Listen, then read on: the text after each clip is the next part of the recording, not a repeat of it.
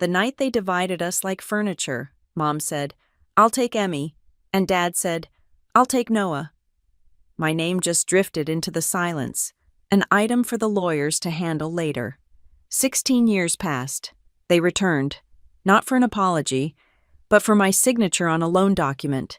They didn't know the girl they left for the state now runs an art fund, and that tonight, I am finally ready to say no. My name is Alina Price. I was 14, and I was sitting on the warped wooden floor of the upstairs hallway in our house in Ashbridge, trying to make a fox. The clay was cheap, a grayish block from the craft store that never seemed to get soft, only sticky. It smelled like damp earth and chemicals.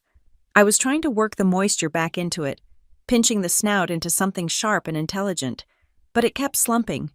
I was 14, and I was focusing on the fox as if it were the only thing in the world that mattered, because downstairs, the world was ending. Their voices weren't muffled anymore.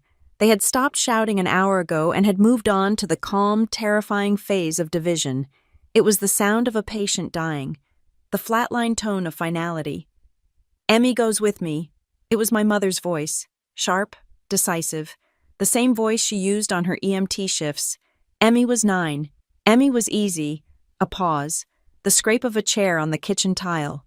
"Fine," my father said. His voice was rougher, coated in the sawdust of his day. "Noah stays with me." Noah was 16. Noah was already half a man, already useful in my father's carpentry workshop. I held my breath, waiting. My hands stopped moving on the clay. I waited for my name, Alina. I waited for one of them to say, "Alina." The silence stretched, pulling thin. It was broken only by the sound of the early autumn rain hitting the window at the end of the hall. I could smell that rain, and beneath it, the smell of the old paint on the baseboards. I waited so long that the silence itself became the answer. I was the line item left blank. I was the "to be discussed later." I was the problem nobody wanted to solve. The realization hit my stomach like ice water. My fingers, slick with clay slip, spasmed. The little gray fox slipped from my grasp. It didn't shatter. The cheap clay was too dense for that. It hit the floorboards with a wet, heavy thud and split perfectly in two, right down the spine. I stared at the two halves, a clean break. My father was a seasonal carpenter. He smelled like pine resin and turpentine, and his hands were maps of calluses and small, silvery scars. He built things that were strong, things that were meant to last. He taught me how to use a level, how to find the stud in a wall. "Measure twice, cut once," he'd say, his voice warm with patience. My mother was an emergency medical technician. She worked nights and doubles, and she smelled like antiseptic soap and the stale coffee she drank from her thermos. She moved fast, her shoes always squeaking on the linoleum floors, a sound that meant she was home, that the house was safe. Our house was small, but it was obsessively tidy. Mom managed the chaos of life and death by controlling every inch of our living space. Dad built shelves and cabinets to contain everything. It was a house of order. That night, the order was gone. When I finally walked downstairs, hours later, the quiet was heavier than the shouting had been. The living room was different, all the framed photographs on the mantel, on the end tables, lining the hallway had been turned face down. The silver frames gleamed blankly under the lamp. The trip to the coast, the four of us squinting in the sun, Noah's first baseball game, Emmy's first grade picture, all of them erased, hidden. They were making the house sterile, turning it from a home into a property to be divided. They were making it easier to leave. I bent down and picked up the two halves of the broken fox. The clay was already starting to get cold, the edges hardening. It felt heavy in my palm. I slid the pieces into the deep pocket of my hoodie. The cold, damp clay pressing against my side felt like a stamp, a quiet authentication of what had just happened. I was broken, and this was the proof. The Lakeview Juvenile Court was not a place for children. It was a place for files and consequences. The room smelled like industrial floor polish and old paper, a dry, dusty smell that got in your throat. The benches were dark wood, polished to a high gloss by years of nervous hands and shifting bodies. They reflected the long, buzzing fluorescent lights overhead, making the whole room look jaundiced and sick. I sat on one of those benches, my feet not quite touching the floor. My mother sat 3 rows ahead of me. To the left, my father sat 2 rows behind me. To the right, they had lawyers. I had a woman I'd met that morning, a caseworker from North River Family Services. The loudest sound in the room was the clock. It was a big round clock with black numbers, and its second hand didn't sweep. It clicked, a heavy judgmental talk. Talk, talk. It sounded like a gavel falling, again and again, slicing up the minutes. The judge, a woman with hair pulled back so tightly it looked painful, read from a stack of papers. Her voice was a monotone. "Reviewing the report from North River Family Services," she said, not looking at me. "Case number 749B. It states here, no party has articulated a specific care plan for the minor, Alina Price. It appears the distribution of the other children was informal." The minor, Alina Price. I felt myself shrink. I wasn't a daughter. I wasn't a sister. I was the minor, the leftover. The judge finally looked up, her glasses resting on the end of her nose. Her eyes were tired. "Miss Price, Alina, is there anything you would like to say to the court?" The lawyers stopped shuffling their papers. My mother froze, her gaze fixed on the scuff mark on her left shoe. My father pulled his phone from his pocket and looked at the screen, as if a very important message had just arrived. My throat was dry. I could feel the cold lump of clay in my pocket. I swallowed, and my voice came out small, barely a whisper. "I just want to be where someone actually wants me." The words hung in the air for one of talks from the clock. Then the room replied with procedure. The judge nodded, as if I had merely confirmed a fact. She looked back down at her papers. "Thank you, Alina." The lawyer started whispering again. My mother's shoulders slumped. My father put his phone away. My one sentence hadn't changed anything. It was just a formality. Another box checked on a form. The decision was fast. In the absence of a viable plan from either parent, and pending further evaluation, the judge said, temporary custody of Alina Price is granted to the state. She will be placed in a receiving home with North River Family Services, effective immediately, Maple Row. Maple Row. It sounded like a street on a board game. The judge banged her gavel. It was a small, quiet sound. Nothing like the clock, the caseworker, the woman I'd just met. Put a gentle hand on my shoulder. "Okay, Alina, it's time to go." I stood up. My legs felt like they were filled with sand. I looked at my mother. She was still staring at her shoes, refusing to look up. I looked at my father. He was standing, putting his wallet back in his pocket, already turning to leave through a side door with his lawyer. He was already gone. I followed the caseworker out of the courtroom, down a different hallway, and into an elevator that smelled like burnt coffee.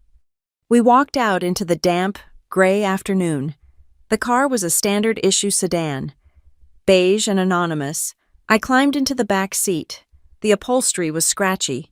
The social worker started the car, the radio playing softly a commercial for car insurance. I put my hand in my hoodie pocket. The clay felt cold and hard. I pulled it out. It was only one half, the back half of the fox, its tail and hind legs, the front half. The one with the face and the snout I had tried so hard to fix was gone. It must have fallen out in the courtroom. I stared at the broken piece in my hand. The other half was back there, on the floor of that yellow room, left under the glossy bench. It would be swept up by the janitor, thrown away with the dust and the paper wrappers. The car pulled away from the curb. I watched the courthouse disappear, clutching the one broken piece of clay so tightly my knuckles turned white. The Holloway house on Maple Row was not a home. It was a system. It was the cleanest place I'd ever been, cleaner than a hospital. Mrs. Holloway, a thin woman with hair pulled back so tightly it strained the skin at her temples, greeted me with a clipboard and a smile that was a perfect, flat line. "Welcome, Alina," she said, her voice as starched as her apron. We believe structure is the key to stability. You'll find we run a tight ship. The ship was immaculate. The linoleum floors in the kitchen gleamed under fluorescent lights. The air smelled of ammonia and industrial-strength dryer sheets. The centerpiece of the house was not a fireplace or a family portrait. It was a massive, wall-mounted whiteboard in the kitchen, gridded out with black electrical tape. "This is the schedule," she said, tapping the board with a red dry erase marker. "We find it helps everyone stay on track." The schedule was dense. Wake up at 6 a.m., showers were 7 minutes, allocated by time slot, breakfast at 6:40, silent study from 7 to 8, school. Return. Chores at 4:30. Dinner was at 6:15 precisely. During dinner, there was no talking. Mr. Holloway, a large, silent man who seemed to be made entirely of beige clothing, liked to listen to the evening news report. Lights out at 9 p.m. There were other rules, unwritten ones. No food was allowed outside the kitchen, and the one that made my throat tighten. "We don't lock doors in this house. Alina, we believe in transparency and trust." It wasn't trust. It was surveillance. The Holloways had 2 biological children, a boy and a girl, both older than me. They lived on the ground floor. Their doors were closed. Through the wood, I could hear music, the rumble of a video game. My room was the attic. It had been converted. Poorly. The ceiling slanted down so sharply on one side that you couldn't stand up straight. I shared it with 2 other girls, both from North River. One was a chronic nail-biter named Sarah, and the other was a small, pale girl named Chloe who wet the bed. We had 3 metal cots lined up against the one straight wall. We each had one dresser. My dresser had 3 drawers. The bottom one was stuck, the wood warped by damp. The top one was occupied by clothes left behind by a girl who had already left. I was given the middle drawer. It was perhaps 4 inches deep. I took the small duffel bag North River had given me containing 3 t-shirts, 2 pairs of jeans, a sweatshirt, and underwear, and I learned to fold. I folded my shirts into tight, precise squares, rolling my socks into dense little knobs. I flattened my clothes until they were as thin and compressed as paper. It was my first lesson in how to take up less space. I was learning origami, but with my life, the most important rule in the attic was not on the whiteboard downstairs. It was enforced by the silence. Lights went out at exactly 9 o'clock. And after 9, you did not cry. The first night, Chloe whimpered in her sleep. Sarah, from the cot next to me, hissed into the darkness, "Shut up, you'll wake them." The fear was absolute. Waking them was the ultimate crime. We were 3 mice living in the walls of a pristine laboratory, and our only job was to not disturb the experiment. The Holloways were not evil. They were not cruel. Mr. Holloway never raised his voice. Mrs. Holloway never missed a mealtime, and our clothes were always returned, stiff and bleached, exactly 48 hours after we put them in the hamper. But there was no warmth. There was only compliance. It was the feeling of cold metal in winter. If you touched it, it didn't hurt you, but it sucked all the heat out of your skin, leaving you numb. We were not children. We were tasks on their schedule. My new school was Maple Row High. I was enrolled as a temporary student. They gave me an ID card printed on bright yellow cardstock. My name spelled ALINA-PRICE. It made me look like a piece of hazardous equipment. My schedule was printed on a matching yellow slip of paper. English, algebra, world history, gym, and last period, art. Lunch was a structured failure. The cafeteria was a roaring ocean of noise and established social islands. I took my tray a square of pale pizza, a plastic cup of wilting carrots, a carton of milk, and found an empty seat at the far end of a table by the windows. I sat alone, my back to the room, and watched the football team practice on the field outside. They shouted and ran plays under a gray sky. I ate my pizza methodically, crust and all, just to make the time pass. I was invisible, a ghost in a borrowed sweatshirt. The silence I was forced into needed an outlet. My hands needed to work. The broken clay fox was still in my pocket, but it was just a hard, useless lump of gray rock now. I needed something else. I started taking the long way back to the Holloway's house from the bus stop. 2 blocks over, a family was moving out. Their driveway was piled high with junk for the trash collectors. Among the discarded lamps and mildewed boxes was a stack of old picture frames. Someone had smashed them. The glass was shattered, littering the concrete. My heart quickened. I glanced around. The street was empty. I knelt, pretending to tie my shoe, and my fingers closed around a piece of glass. It was sharp, triangular, and the color of a pale blue sky. I slipped it into my pocket. It felt like stealing, but it was just trash. I took another, a shard of dark green from what might have been a beer bottle. The next day, I went back. The pile was still there. I collected more. Clear glass, a piece of old, wavy mirror that reflected the world in curves, a sliver of amber. I hid them in my sock, inside my shoe, until I got back to the house. Behind the Holloway's detached garage, there was a recycling bin. I fished out a large, flat piece of cardboard from a shipping box. That night, I waited. The digital clock on the dresser clicked to 9:01. The lights in the house went out. The breathing of the other girls in the attic room slowed. I pulled the cardboard from under my cot. I arranged the glass shards, the pieces of trash. The shape emerged instantly. The sharp snout, the listening ear, the coiled tail. It was the fox. I had no glue. For now, I just arranged the pieces, memorizing their pattern. I was building a new fox, this time out of things that had been broken and thrown away. I started sketching it in the back of my algebra notebook, planning the mosaic, the lines of grout. I kept the notebook tucked under my pillow, the only private space I had. One afternoon, I came back from school. The house was supposed to be empty. Mrs. Holloway was at the grocery store, and Mr. Holloway was at work. But I heard a sound from the attic. I walked up the narrow stairs slowly. The attic door was ajar. Justin, the Holloway's son, was in our room. He was 16, with the same pale, dismissive eyes as his mother. He was holding my algebra notebook, my notebook. I stopped breathing. He was standing by my cot, flipping through the pages, past the equations, to the sketches in the back. "This yours?" he asked. His voice was bored. He wasn't asking permission. He was asserting ownership of the space. I couldn't speak. I just nodded. My hands clenched. He flipped another page, landing on a drawing I'd made of the fox. "Weird," he muttered. He looked up at me, a half smile, a sneer. "You're the quiet one, right?" He took a step toward me. "You wear a mask every day, don't you?" It was an accusation. He was poking me, the way you'd poke an animal in a cage to see if it was alive.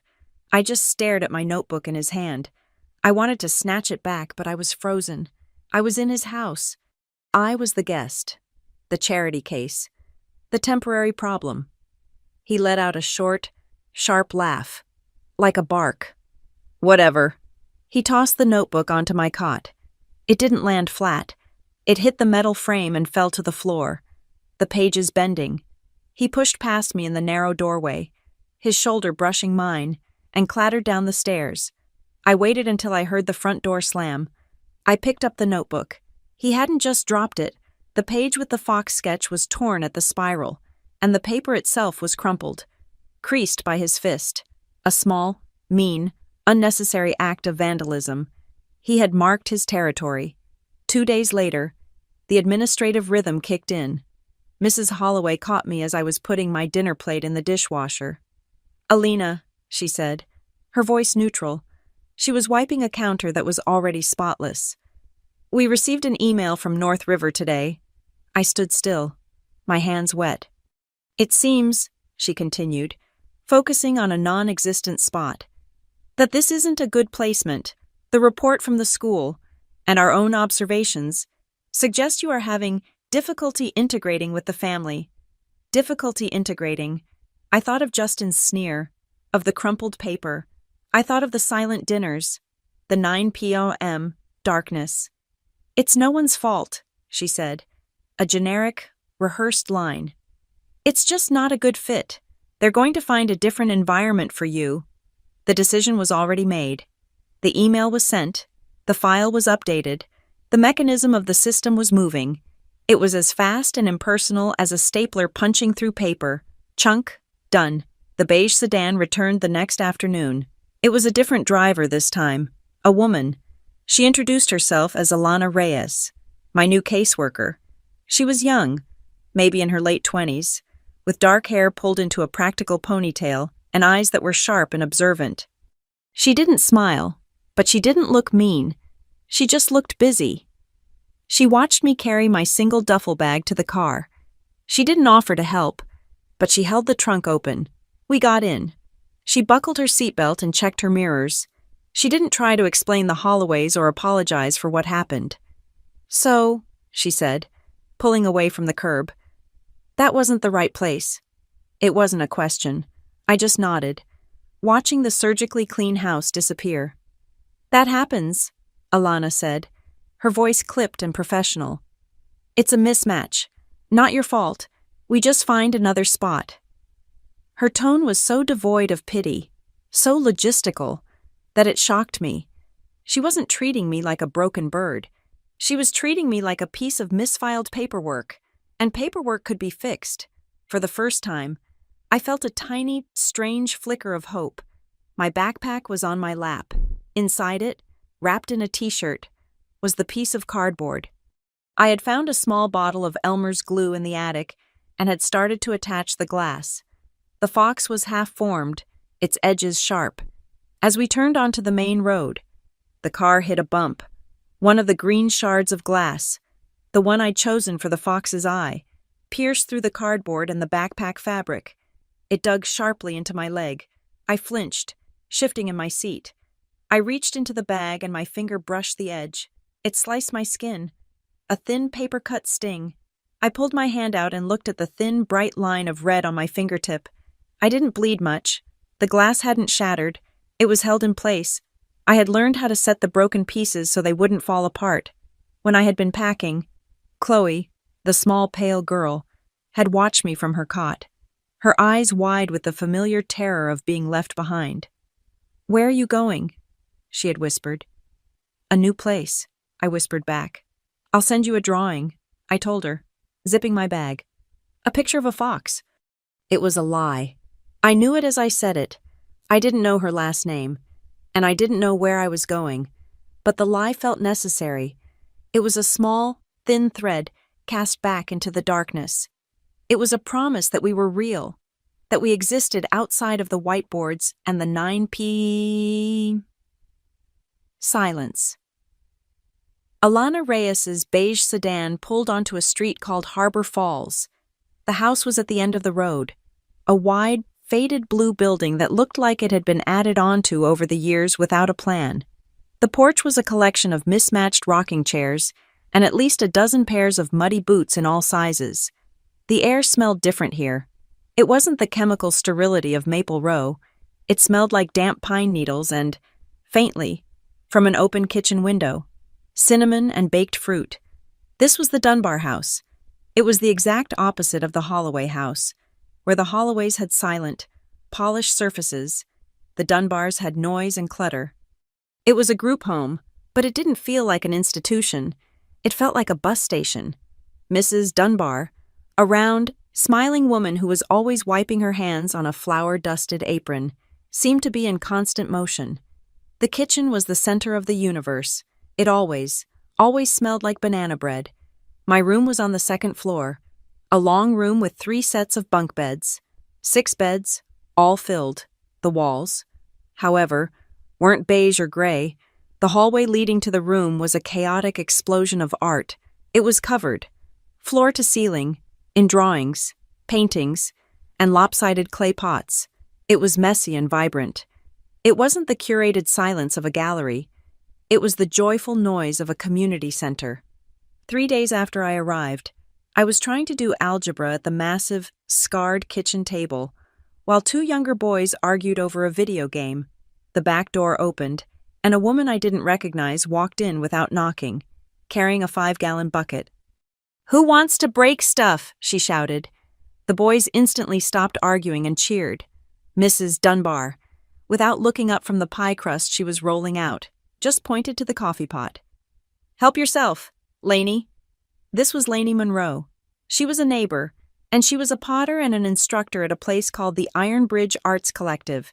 Every other Saturday, she came to the Dunbar house with a bucket of discarded tiles and taught mosaics. We gathered at the big, splintered picnic table in the backyard. She dumped the bucket, and a cascade of broken plates, shimmering tiles, and sea-smoothed glass spilled out. "The rules are simple," she said, passing out safety goggles that were scratched from use. "We make beautiful things out of broken things, and you don't use a color you don't love." I watched for a long time.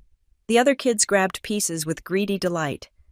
I just watched Lainey, how her hands moved, how she saw a shard of a blue coffee mug and said, "Oh, that's the perfect sky." Finally, I went upstairs. I came back down holding my piece of cardboard, the glass fox. It was ugly. The glue was patchy, and the edges were dangerously sharp. I had wrapped it in a t-shirt to carry it. I held it out to her, my stomach twisting. I expected her to laugh, or worse, to give me the sad, pitying look of a caseworker. Lainey stopped talking. She took the cardboard from me, her hands gentle. She didn't flinch at the sharp edges. She ran a calloused finger just above the glass, tracing the shape. She saw the green glass eye. She saw the broken mirror I'd used for the tail. She looked up at me, and her eyes weren't full of pity. They were full of professional respect. "Well," she said, her voice quiet but carrying over the sound of the kids tapping tiles. "You take things people throw away and make them into things no one would dare throw away." She touched the edge of the blue glass shard I'd found on the street. "But we need to fix this," she said, her voice turning practical. "You're going to cut yourself to pieces, kid. These edges are raw. Let's teach you how to handle them." Lainey taught me patience. She taught me the language of materials. The next Saturday, she got permission from Mrs. Dunbar and took me to the Iron Bridge Arts Collective. It was a huge, converted warehouse by the river, and it smelled like damp earth, hot metal, and oil paint. She led me to a machine in the corner. "The grinder," she said, flipping a switch. The machine roared to life with a high-pitched scream. It vibrated in my teeth. I was terrified of it. She took my hand, steady and firm, and guided it, showing me how to press the edge of the glass against the spinning, diamond-dusted wheel. Water sprayed up. The sharp edge didn't shatter. It turned smooth, opaque, and safe. It became tame. She taught me how to mix adhesive, the tacky pull of it, the chemical smell. She taught me how to mix grout, the gray powder turning into heavy, wet concrete. "Slow," she'd say, her hands next to mine. "Don't rush the grout. You rush. You get air bubbles. It'll crack later. You have to push it into every single crack. You have to fill the spaces." I learned to spread it, to push it into every tiny gap, to fill the void, and then, the magic part wiping the excess away, the gritty haze disappearing to reveal the clean, shining colors underneath. It was meticulous, frustrating, and perfect. It was the first thing that had made sense to me in months. It was a skill that felt like breathing. Alana Reyes, my caseworker, came for my monthly check-in. This time, we didn't sit in her car. Mrs. Dunbar had insisted she come in for a slice of banana bread. We sat on the crowded porch. I brought my new fox. This one was on a solid piece of plywood, not flimsy cardboard. The edges were ground.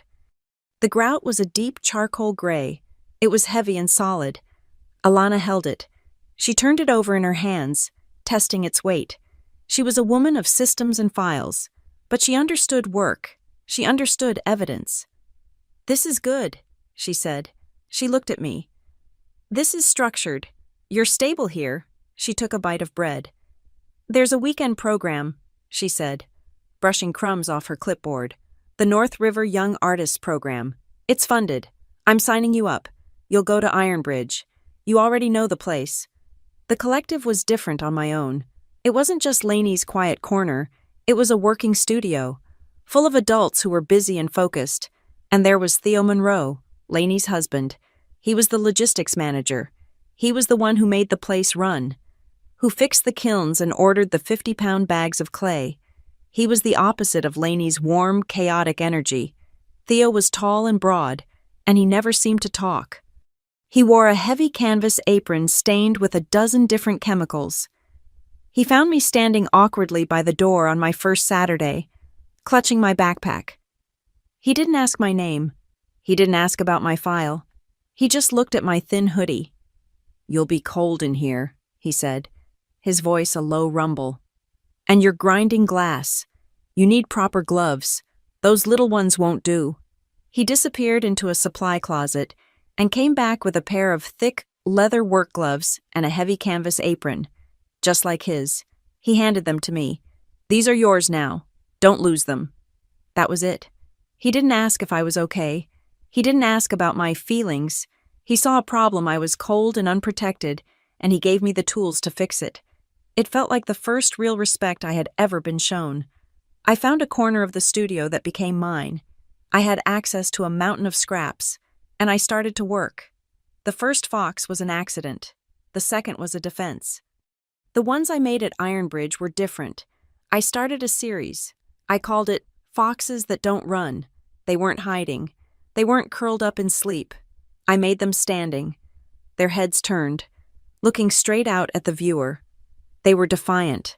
They were here, and they were made of the sharpest, most discarded pieces I could find: shattered taillight glass, broken mirror, chips of old porcelain, and I ground every edge until it was safe to touch. I'd come back to the Dunbar house late on Saturdays, exhausted, my clothes covered in dust, my hands smelling of grout.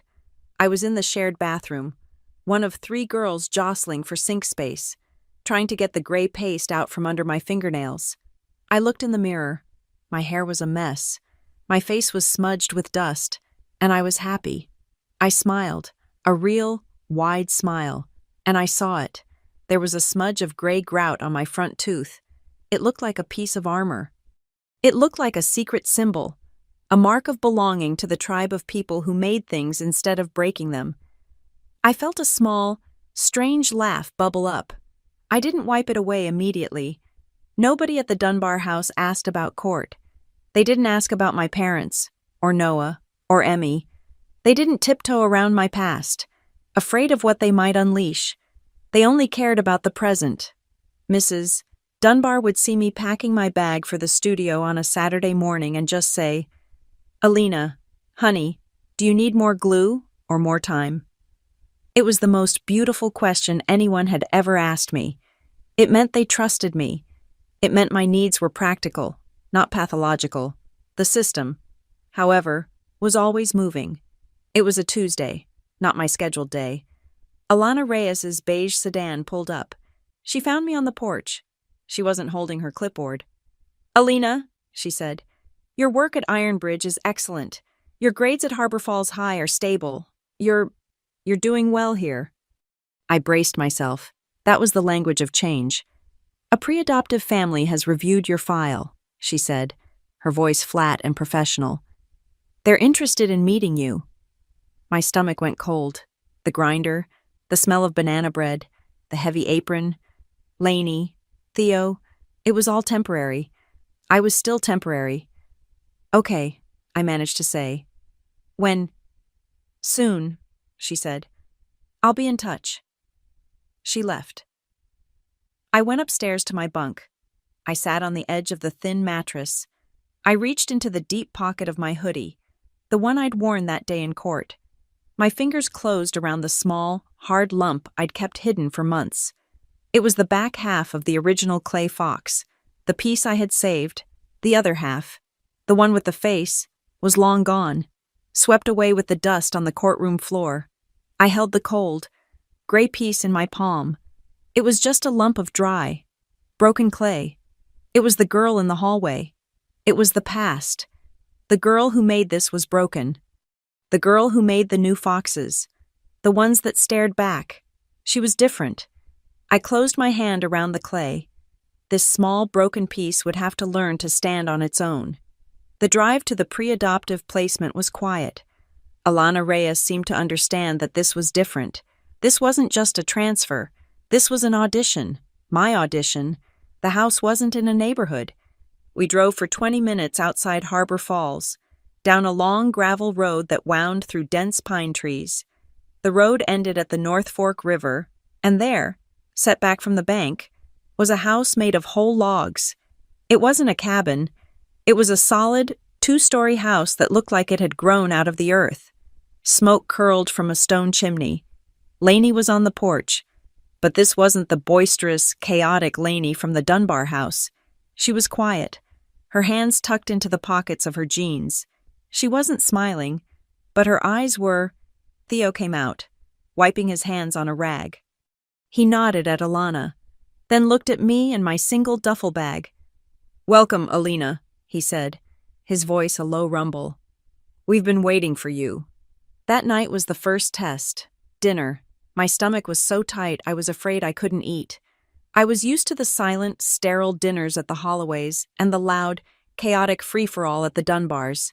This was something else. We sat at a heavy wooden table. The house was quiet, filled only with the sound of the river outside and the sizzle of the barbecue Theo was tending on the deck. We ate grilled chicken and corn on the cob. The silence felt heavy, but not angry. Lainey finally broke it, but her question wasn't what I expected. She didn't ask about school, or my file, or if I was settling in. "So, Alina," she said, passing me a bowl of salad. "I've seen what you can do with broken things, but what do you like to make?" I stared at her. It was such a simple, open-ended question. It wasn't about my past. It was about my preference. "Glass," I said, my voice small.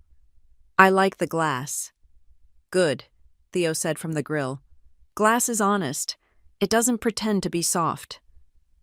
After dinner, Lainey looked at me. "Come on, let me show you the real reason we bought this place." She led me down a set of stairs to a basement that wasn't a basement at all.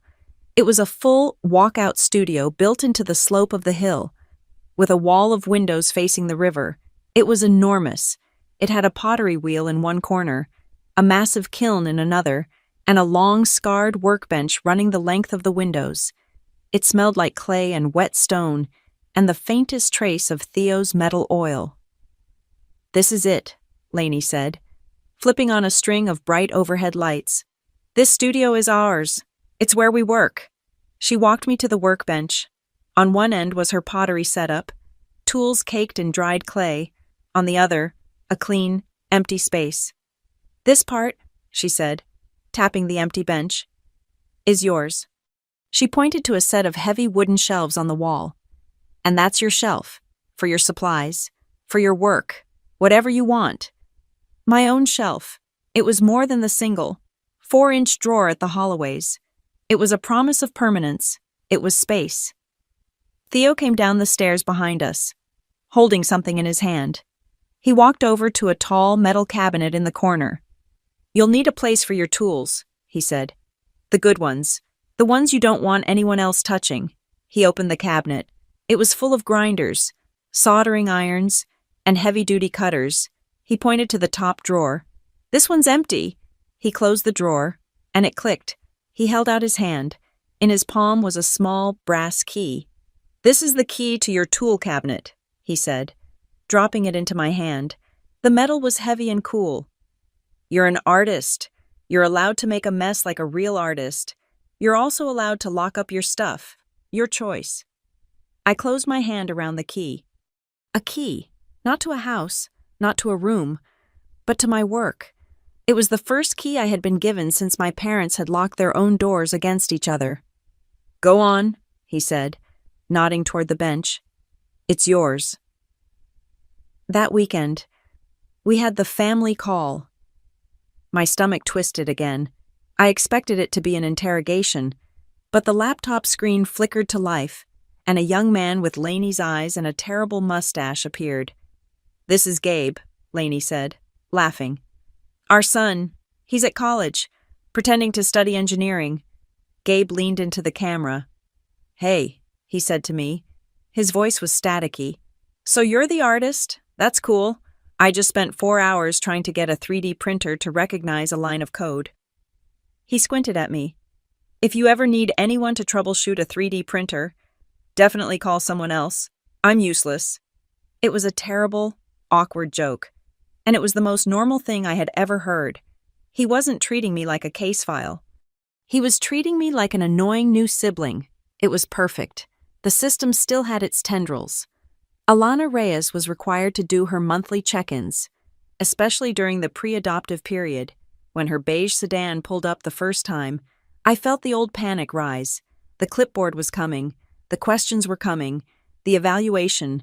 Lainey saw me stiffen.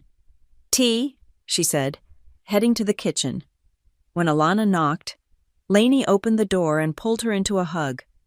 "Alana, you look exhausted. Sit down. I'm making tea.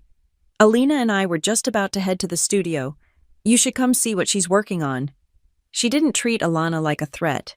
She didn't try to hide me or manage the conversation. She just invited the clipboard in for tea. She brought Alana down to the studio. Pulling up a third stool, Alana sat, her clipboard in her lap, and we just talked about the light, about the river, about the new grinder head Theo had bought. Lainey wasn't afraid of the system. She didn't see Alana as the enemy. She saw her as a part of the process, and by including her, by making her tea. Lainey was showing me that she wasn't afraid, which meant I didn't have to be, either. The safety of the studio, the weight of the key in my pocket, it changed my work. I started a new Fox. Fox 7. This one was different. I had a piece of dark, almost black, mirrored glass that I wanted to use for the body. But it was in 2 separate pieces. The old me, the girl at the Dunbars, would have hidden the break, surrounded it with other colors to disguise the fact that it was ever 2 things. But I thought of Theo's words. Glass is honest. I ground the edges of the 2 black pieces until they were smooth and safe. I laid them on the board, leaving a thin, deliberate gap between them. A clean break. Then I went to Theo's metal shop. I found a thin strip of copper, bright and warm. I cut the copper to size. I laid it in the gap between the 2 pieces of black glass. I grouted around it, carefully, so the copper strip remained bright. It was a spine. It wasn't a flaw. It wasn't a crack to be hidden with gray paste. It was a feature. I was intentionally showing the seam, the place where it had been broken. I was making the break the strongest part of the whole piece. But the outside world didn't just disappear because I had a key. The mail still came. One afternoon, a letter arrived. It was in a thin, pale pink envelope. The return address was a name and an apartment in the city, neither of which I recognized. Elaine Connolly. I opened it. It was a single sheet of floral stationery, the kind you buy in a box of 50. It was a short, cheerful note. It said that she was happy, that she had gotten remarried to a wonderful man, and that they were building a new life. She hoped I was doing well. It was signed. Best wishes, Elaine Connolly. Not Mom, not even Elaine. A full, formal, stranger's name. It was a press release. A Christmas newsletter to a distant acquaintance. It was a severing. I read it 3 times, looking for a single word of apology, of longing, of Alina. It wasn't there. She had a new name. She was a new person, and I was not part of her new life. 2 weeks later, the phone rang. Lainey answered, then held it out to me. Her expression neutral. "It's your father, Alina." I took the phone, my hand shaking. I hadn't heard his voice in almost a year. "Alina, hey, kiddo." His voice was so familiar, so warm and rough, that it physically hurt. It was the voice that taught me how to use a level. "How are you? They treating you right?" "I'm okay, Dad." "Good, good. Listen, I'm calling with good news. Big news. Really." He paused, and I could hear him smile. "I'm getting married again. Her name is Sarah, and she's wonderful. Just wonderful. She has 2 kids, little ones." I waited. "And, he continued, his voice shifting, becoming even warmer, more persuasive. "We're building a new family. It's a fresh start. And her kids are little. You know, they need a lot. They need a full-time dad. You understand, right? Alina, you're older. You're strong. You get it. You understand. It wasn't a question. It was a demand. He was telling me to understand. He was telling me that I was the strong one, which meant I was the one who could be left behind. His words were warm, but the message was empty. He was gone. They were both gone. I didn't cry. I felt cold. I finished the call, said, "Congratulations, Dad," and hung up. I didn't tell Lainey or Theo about the content of the letter or the call, but that night, as I was washing my grout brushes in the studio sink, Lainey came in. She didn't say anything, just started wiping down the counter next to me. "Lainey," I said, my voice quiet, "when Alana comes, with her file, what does it call me?" Lainey stopped wiping. "What do you mean, honey?" "In the court," I said, staring into the gray water. "And in the files, at Maple Row, they called me the surplus, the minor without a plan, the leftover." I looked up at her. "I don't want to be that anymore. I'm not the extra one." Lainey's eyes were fierce. She dried her hands. "No," she said. "You are not. You are Alina, and I will make sure that is the only name on that file." Later that night, I couldn't sleep. The house was dark. I walked out onto the deck. The river was a loud, rushing sound in the blackness. Theo was there, sitting in one of the wooden chairs, just listening. He didn't seem surprised to see me. I stood by the railing. He didn't say anything for a long time. "It's a lot of pressure, isn't it?" he said. His voice a low rumble in the dark.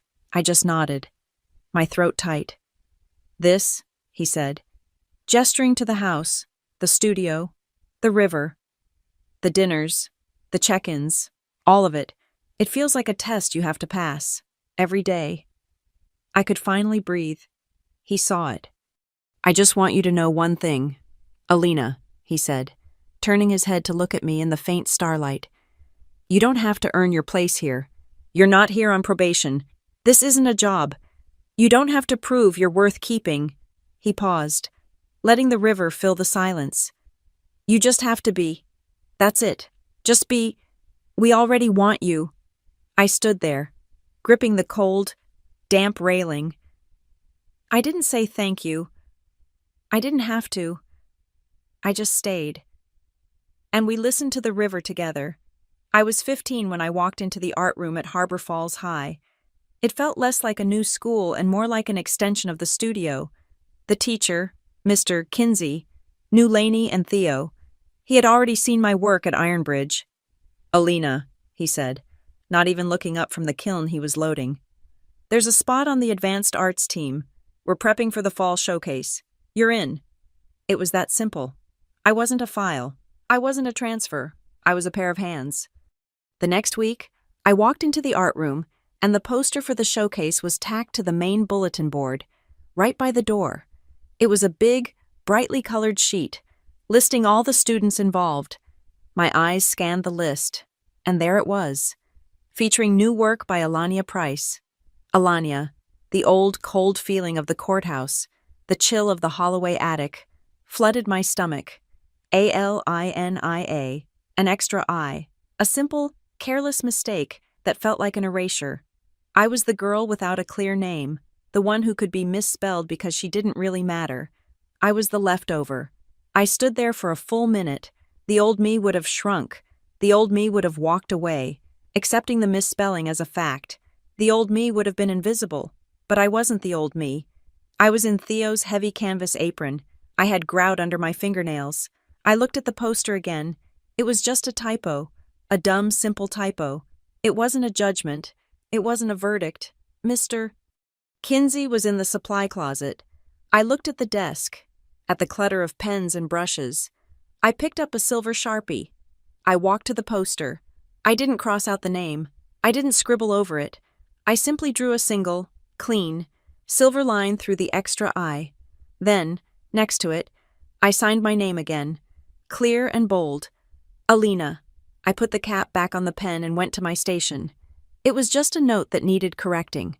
A quiet laugh, a short puff of air, escaped my chest. It felt like a small, important victory. That afternoon in the studio by the river, I was struggling. I was working on a new piece, and I was frustrated. I was still using the Fox 7 design, the one with the copper spine, but the copper looked too bright against the dull gray grout. The break was honest, but it was ugly. "It's just a scar," I told Lainey, throwing my rag down. Lainey looked at it for a long time, her head tilted. "You're treating it like a scar," she said. "You're trying to fill the break. Alina, you're trying to make it disappear. What if you illuminated it instead?" I didn't understand. She walked to one of Theo's cabinets, the one he kept locked, the one with the expensive, strange-smelling supplies. She came back with 2 small plastic bottles of clear, thick liquid and a tiny glass jar. The jar was full of a fine, shimmering gold powder. "This is 2-part epoxy resin," she said, setting the bottles down. "It cures clear as glass, but stronger than stone. And this," she said, tapping the jar, "is mica powder, pure gold pigment." She smiled. "There's an old Japanese art form called kintsugi. When a beautiful piece of pottery breaks, they don't throw it away. They repair it, but they don't use clear glue to hide the cracks. They use lacquer mixed with pure gold." She poured some of the resin and the hardener onto a paper plate, stirring it slowly. "They believe the piece is more valuable, more beautiful, because it was broken. They celebrate the break. It becomes the most important part of the story." She sprinkled in the gold powder. The clear, sticky resin swirled and transformed into liquid light. It was the most beautiful thing I had ever seen. "Try it," she said. My hands were shaking. I took a thin wooden stick and dipped it in the golden resin. I carefully, slowly, drizzled it into the channel I had left for the copper spine. It settled, thick and bright, filling the gap perfectly. It wasn't a seam. It wasn't a repair. It was a vein of gold. When it cured, it was hard and smooth. It didn't just fill the crack. It lit it up from the inside. The break was no longer the weakest part of the piece. It was the strongest and the most beautiful. That gold resin changed everything. It became my language. The Iron Bridge Collective was offering a single summer scholarship for a high school student. It meant a full-time, paid residency, your own studio space, unlimited materials. It was a serious honor. The application required a formal proposal. I knew exactly what to write. I spent 3 days on it, writing and rewriting. My proposal is titled, "Things That Become Strong by Accepting the Break." It will be a series of mosaics that reject the idea of repair as a form of hiding, using discarded glass, shattered porcelain, and broken mirror. This series will explore how materials defined by their fragility are transformed. The fractures will not be hidden with grout. They will be celebrated. They will be filled with pigmented resin and veins of metal, turning the breaks themselves into the central, illuminated feature of the work. I got the scholarship. I spent that summer living and breathing in the studio. I came in with Theo at 7 in the morning and left with Lainey after dark. I made a new series. The culmination was one large piece. It was a fox, but only barely. It was mostly an abstract shape of shattering cobalt blue glass, the kind you find on old medicine bottles. And every single crack, every line where one piece met another, was a brilliant, shining line of gold. I called it permission. Permission to be broken, permission to be whole, permission to be both at the same time. In late August, Permission was entered in the Iron County Fair. It won first prize. I stood next to it, my hands sweaty, while the head judge, a thin, serious woman from a gallery in the city, read her notes aloud. "The artist shows a remarkable maturity of vision," she read, her voice echoing in the exhibition hall.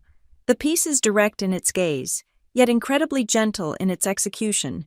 It confronts the viewer without aggression, asking us to see the beauty in the fracture.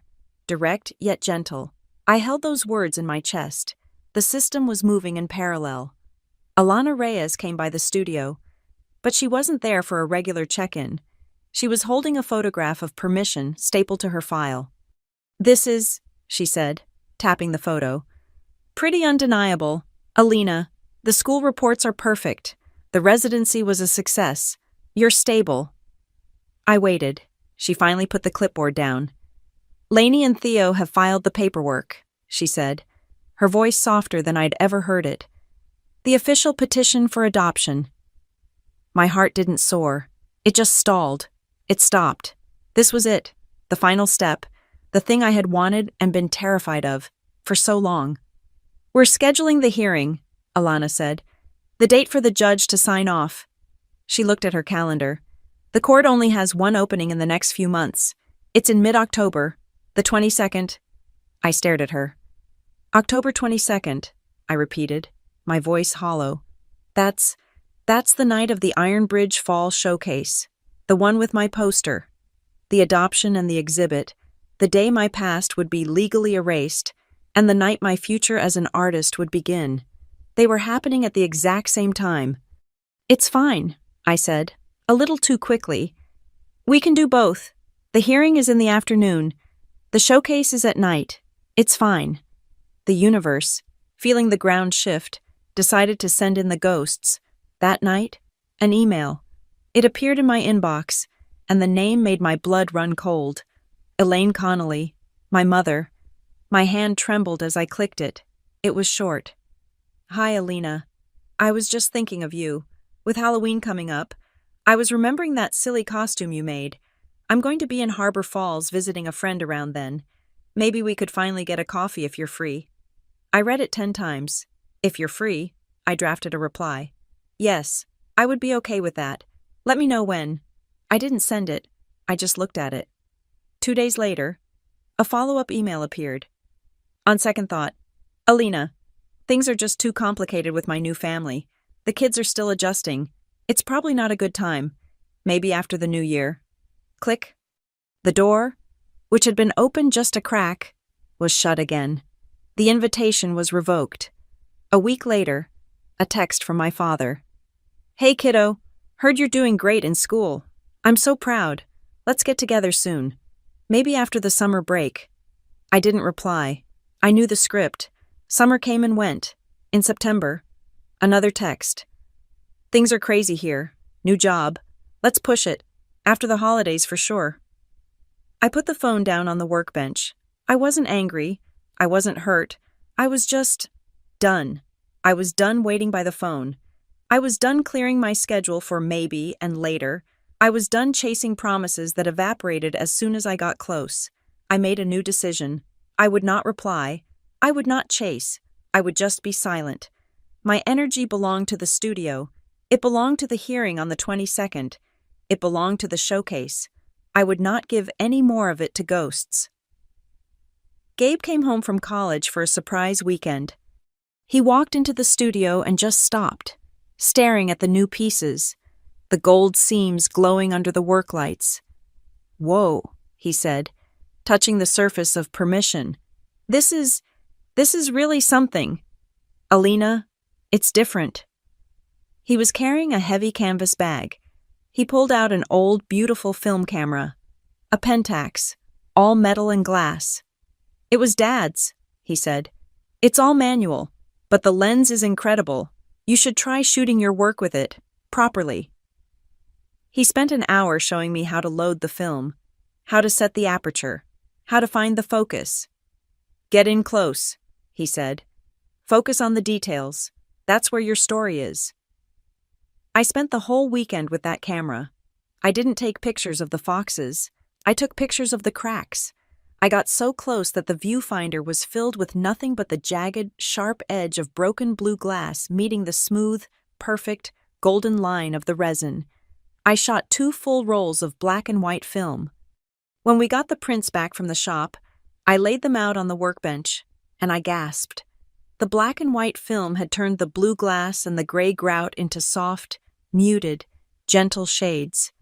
But the gold resin, it didn't turn gray, because it was metallic.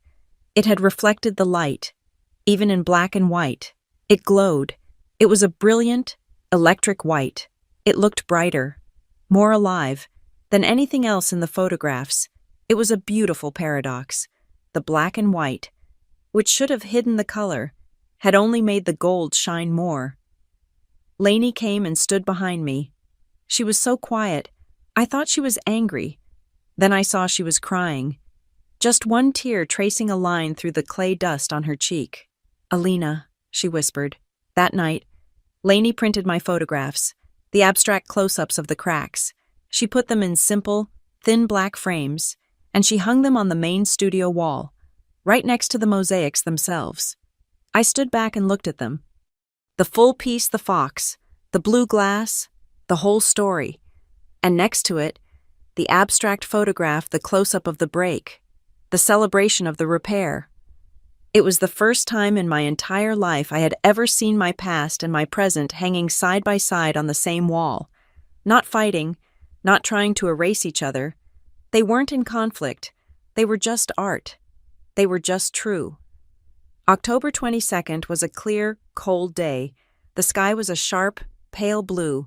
The hearing was at 2 p.m, which gave me the entire morning to be nervous. I couldn't be in the studio. My hands were shaking too much to hold glass. We drove to the Lakeview Juvenile Court, the same building I had been in 2 years earlier, the same smell of floor polish and old paper, the same heavy, dark wooden benches. But this time, I wasn't alone. Lainey was on my right, Theo on my left. They weren't sitting rows apart. We were a single unit. The courtroom was smaller this time, or maybe it just felt that way. The judge was different. This one was a man. Judge Whitaker. He looked less tired than the first judge, but his eyes were just as perceptive. Alana Reyes was there, sitting in the front row, her file on her lap, but she wasn't representing me. She was just a witness. We had our own lawyer, a quiet woman Lainey and Theo had hired, the other side of the room. The benches where my mother and father had sat separately was empty. Their absence was a physical presence in the room, a cold draft. The lawyer for North River stood up.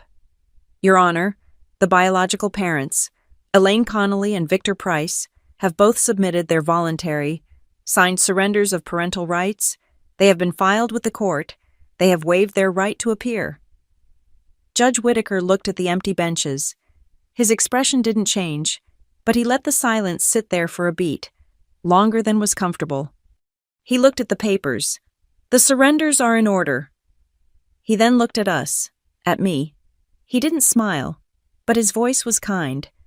"So, Alina, this is the part of the proceeding where I ask you, for the record, what you want."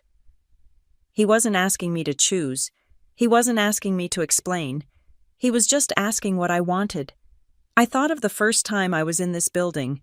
I thought of the girl who whispered, "I just want to be where someone actually wants me." That girl was asking for a place. She was a piece of mail, hoping for an address. I wasn't that girl anymore. I looked at the judge. My voice didn't shake. "Your Honor," I said, "I want to be where people already chose me." It wasn't a plea. It was a statement of fact. Judge Whitaker looked at Lainey and Theo. He looked at Alana Reyes. He looked back at me. A small, real smile touched his mouth. "A very wise answer." He picked up his pen. "In the matter of Alina Price, and with the voluntary surrender of rights from the biological parents, and with the strong recommendation of North River Family Services and the home study of record, this court finds it in the best and profound interest of the child to grant this petition for adoption." He signed the paper. The sound of the pen on the thick paper was loud. Scratch, scratch, sign. "Congratulations," he said, closing the file. "You are now, legally, a family." My lawyer touched my shoulder. Lainey let out a breath she seemed to have been holding since we walked in. Theo put his big, rough hand on my back. I had expected to feel something, a rush of joy, relief, crying. I felt hollow. It was done, but the climax had happened without me. My parents hadn't been there to fight, to object, or even to say goodbye. They had just signed a form. It felt like a delivery, like I was a package that had been rerouted, and the final signature was just proof of receipt. We stood in the hallway outside the courtroom, the same hallway I had walked down with the caseworker 2 years ago. Lainey must have seen the look on my face. She took my hand. Her hand was warm, calloused from the clay. "We didn't just sign a paper to forget what happened, Alina," she said, her voice low and fierce. "We signed it to begin. This isn't an ending, it's the starting line. What you do now, that's the story." We walked out into the cold, bright October air, and for the first time, I wasn't leaving a courthouse, I was just going home. A week later, I was in the studio, prepping for the showcase, which was now only days away. The tension of the court was gone, replaced by the humming energy of the work. Lainey was at the front desk of the collective when the local paper was delivered. "Alina," she yelled. Her voice was strange. "You need to see this." It was the Harbor Falls Ledger, the small local paper. They did a weekly human interest piece. This week, it was about the Iron Bridge Arts Collective and its upcoming showcase, and there, on the front page of the art section, was a photograph. It was one of the black and white photos Gabe had taken, a close-up of a new piece, focusing on a bright gold seam. But it wasn't the picture that made my heart stop. It was the caption underneath. "Work by local artist Alina Price, whose series on repaired materials will be featured in the Iron Bridge Fall Showcase. Alina Price, not Alania, not a foster youth, not a minor in the system. Local artist Alina Price, my name, my correct name, attached to my work, printed in black ink for the whole town to see. I was real. I was an artist. I was local. I belonged." The showcase itself was a blur of lights and people and warmth. My work was hung on the main wall, with the black and white photographs next to them, just as Lainey had planned. People stood in front of them, really looking. A tall, thin woman with striking silver hair stood in front of Permission for a long time. She wasn't just looking, she was studying. She walked over to me, her eyes bright. "You're Alina Price," she said. It wasn't a question. "I am," I said. "I'm Professor Eva Andal," she said, handing me a card. "I teach materials science and sculpture at Pine Ridge College of Art. Your work with resin is extraordinary. You're not just filling, you're building with it. You're changing the structural integrity." I just stared at her. "Thank you," I managed. "Are you a senior?" she asked. "A junior." "Good," she said, tapping my arm with her card. "That gives me time. Pine Ridge runs a competitive creative camp for rising seniors. It's by invitation. I want you to come. I'm sending you the application. I expect to see it." She smiled, sharp and brilliant, and then she moved on to the next piece.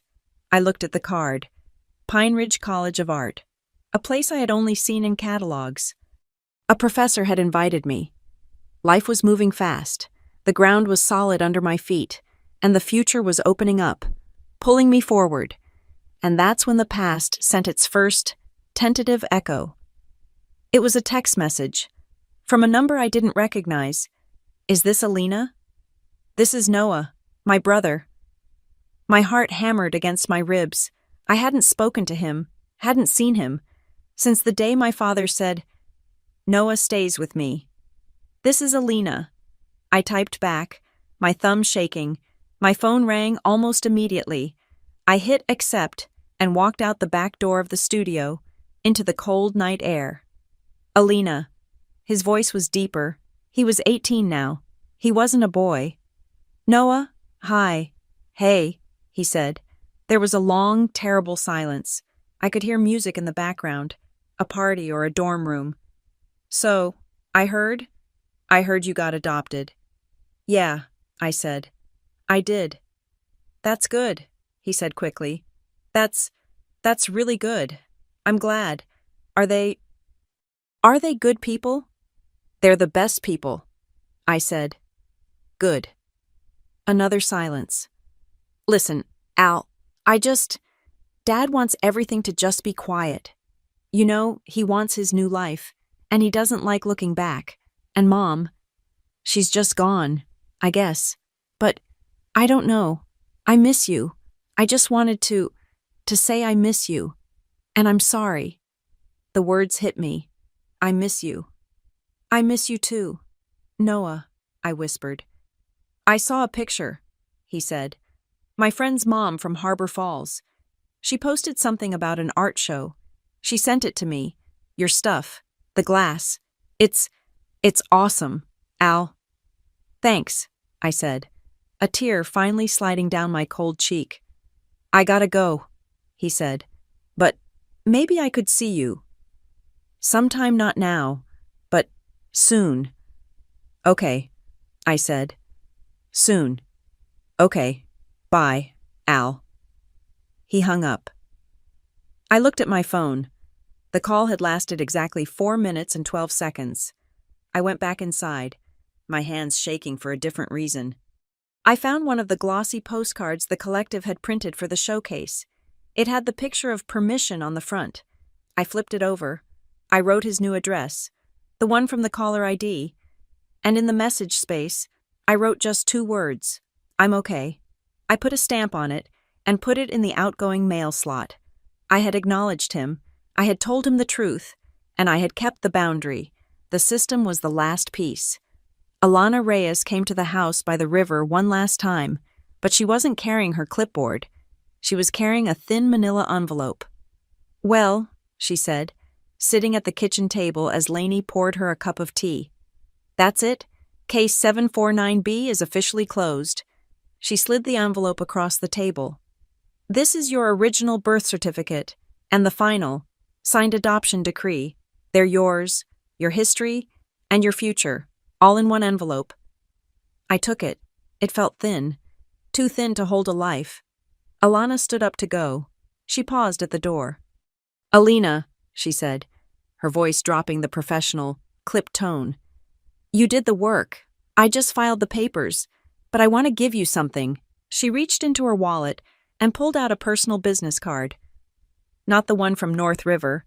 It just had her name and a private cell number. You're 16, she said. You're smart, and you're tough, but you've spent your whole life being told yes by a system that didn't know how to say no, and you're going to have people from your past, who are going to ask you for things, and you're going to feel obligated. She pushed the card into my hand. I'm giving you my personal number, she said. If you ever find yourself in a situation where you don't know how to say no, you call me, and I will say it for you, anytime. I looked at the card. It was the greatest gift anyone had ever given me, the permission to refuse. Thank you, Alana. Go be an artist, she said, and she left. That night, in the studio, I finally did what I had been planning to do. I took out the one remaining piece of that first, broken clay fox, the back half, the piece that had fallen from my pocket in the courtroom. It was hard and gray and ugly. I took my grinder and I carefully, deliberately, broke the raw edge, making the break fresh and clean. Then, I mixed a small, precious batch of the gold resin. I held the broken piece in one hand. I took my smallest tool and I painted the gray edge with a thick, shining coat of pure gold. I didn't try to find the other half. I didn't try to make it whole. I just sealed the break. I celebrated the fracture. I let it cure under the light. When it was hard, I mounted the small, gray and gold piece in a simple, deep-set black frame. It wasn't a fox anymore. It was a relic, a testament. I stood in the studio, the signed adoption decree in its envelope on my workbench, and I looked at the small, framed piece of my own history. I had my name. I had my family. I had my work. I whispered it to the quiet, dark studio, to the sound of the river running outside. From now on, I get to decide. The invitation from Professor Andel was a key, but it unlocked a door to a much larger, louder, and more intimidating building. Pine Ridge College of Art, in the sprawling, rain-soaked city of Riverton, was nothing like the community-driven warmth of Iron Bridge. Iron Bridge was about finding a voice. Pine Ridge was about defending the voice you had. I moved into a tiny dorm room with cinder-block walls. Lainey and Theo drove me the 3 hours, their truck loaded with my mosaics, my tools, and 3 boxes of Theo's homemade granola. They were quiet during the drive, the silence filled with a new, proud tension. When they left, Lainey hugged me so hard, I felt a rib creak. "You call us?" she said. "Not if you need something. You just call." I chose sculpture and mixed media. I was Alina Price, freshman. File number erased. Future wide open. My classes were full of critiques where professors used words like liminal and praxis. I was terrified. But I was also home. My first critique. I put up permission, a visiting artist, a man with thin glasses, squinted at it. "It's decorative," he said, the word landing like a slap. "The kintsugi metaphor is a bit on the nose, isn't it? The gold in the crack? It's been done." I felt the old heat rise, the Holloway chill, but then I looked at the gold seam. "It's not a metaphor," I said, my voice quiet but clear. "It's a structural component. The resin isn't just color, it's an epoxy that has a higher tensile strength than the original material. It's not a decoration of the break, it's a re-engineering. The break is the thesis." Professor Endall, standing in the back, just smiled. But college was expensive. My scholarship covered tuition. But materials were another world. Glass was cheap, but resin was not, and I was tired of working on flat boards. I had ideas. I wanted my pieces to stand on their own, to hang in the air, to have skeletons. I needed metal. I needed to learn to weld. I found a job 2 blocks from campus at a place called Forge Field. It was a custom metal fabrication shop, a huge, cavernous warehouse that smelled of ozone, hot steel, and motor oil. It was Theo's world, magnified. The owner, a man named Sal, looked at my thin arms and my art school jacket and laughed. "You're not afraid of fire, are you, college kid?" "No," I said. "I'm afraid of not finishing my work." He hired me for $10 an hour, sweeping up metal shavings. "You sweep for 2 months," he said. "You show up on time, then we talk about the torch." I swept, I organized, I learned the different grades of steel by the dust they left. And after exactly 2 months, Sal tossed a heavy welding mask at my feet. "Okay," he said. "Let's see if you can draw a straight line with fire." I learned to weld. I learned the high, electric blue hiss of the Tiggy torch, the bright, sputtering shower of the MIG. I learned to join 2 pieces of cold, hard steel, to make them one. I burned myself. I ruined pieces, and I fell in love. It was the opposite of my glasswork. Glass was cold, precise, a puzzle. Welding was hot, intuitive, a fusion. It was creation by force. I started making my own frames, thin, delicate rods of steel, welded into cubes and angles, like line drawings in space. Then I'd create the mosaic inside, the glass pieces suspended by wires, the gold seams catching the light. I called the new series Spines. They were pieces that had their own skeletons. My junior year, a small gallery in Riverton, a serious, white-walled place called the Annex, offered me a solo show. My first, the opening was terrifying. The gallery lights were hot, people were quiet. They drank cheap white wine from plastic cups and whispered. Lainey and Theo were there, standing in the back, beaming so brightly they looked like lighthouses. A woman in a sharp black coat approached me. She had been staring at Spine 3 for a long time. "I have a question," she said, her voice polite. "They're beautiful, but why the gold? Why draw so much attention to the cracks?" I took a breath. I looked at the piece. I looked at Lainey. I finally had the answer. "Because we're all taught to be ashamed of the breaks," I said, my voice carrying in the small, quiet room. "We're taught to fill them with gray paste and paint over them, to pretend they never happened. But the break is the event. It's the most important part of the story. The gold doesn't hide it. It proves the piece survived. It celebrates the fact that it was broken, and it is still here." I pointed to the bright gold seam. "That crack is where the light remembers how to get in." The woman was quiet for a moment. She nodded, slowly. "Thank you," she said. "That's a very good answer." I stayed late. After everyone had left, the gallery owner had given me a key to lock up. I was wiping down the small wine-stained counter. My heart still humming. I was an artist, in a gallery, with a key. I went to the front podium to gather the guest book. Underneath it was a piece of trash, a crumpled paper coffee cup sleeve. No, not a sleeve, a receipt.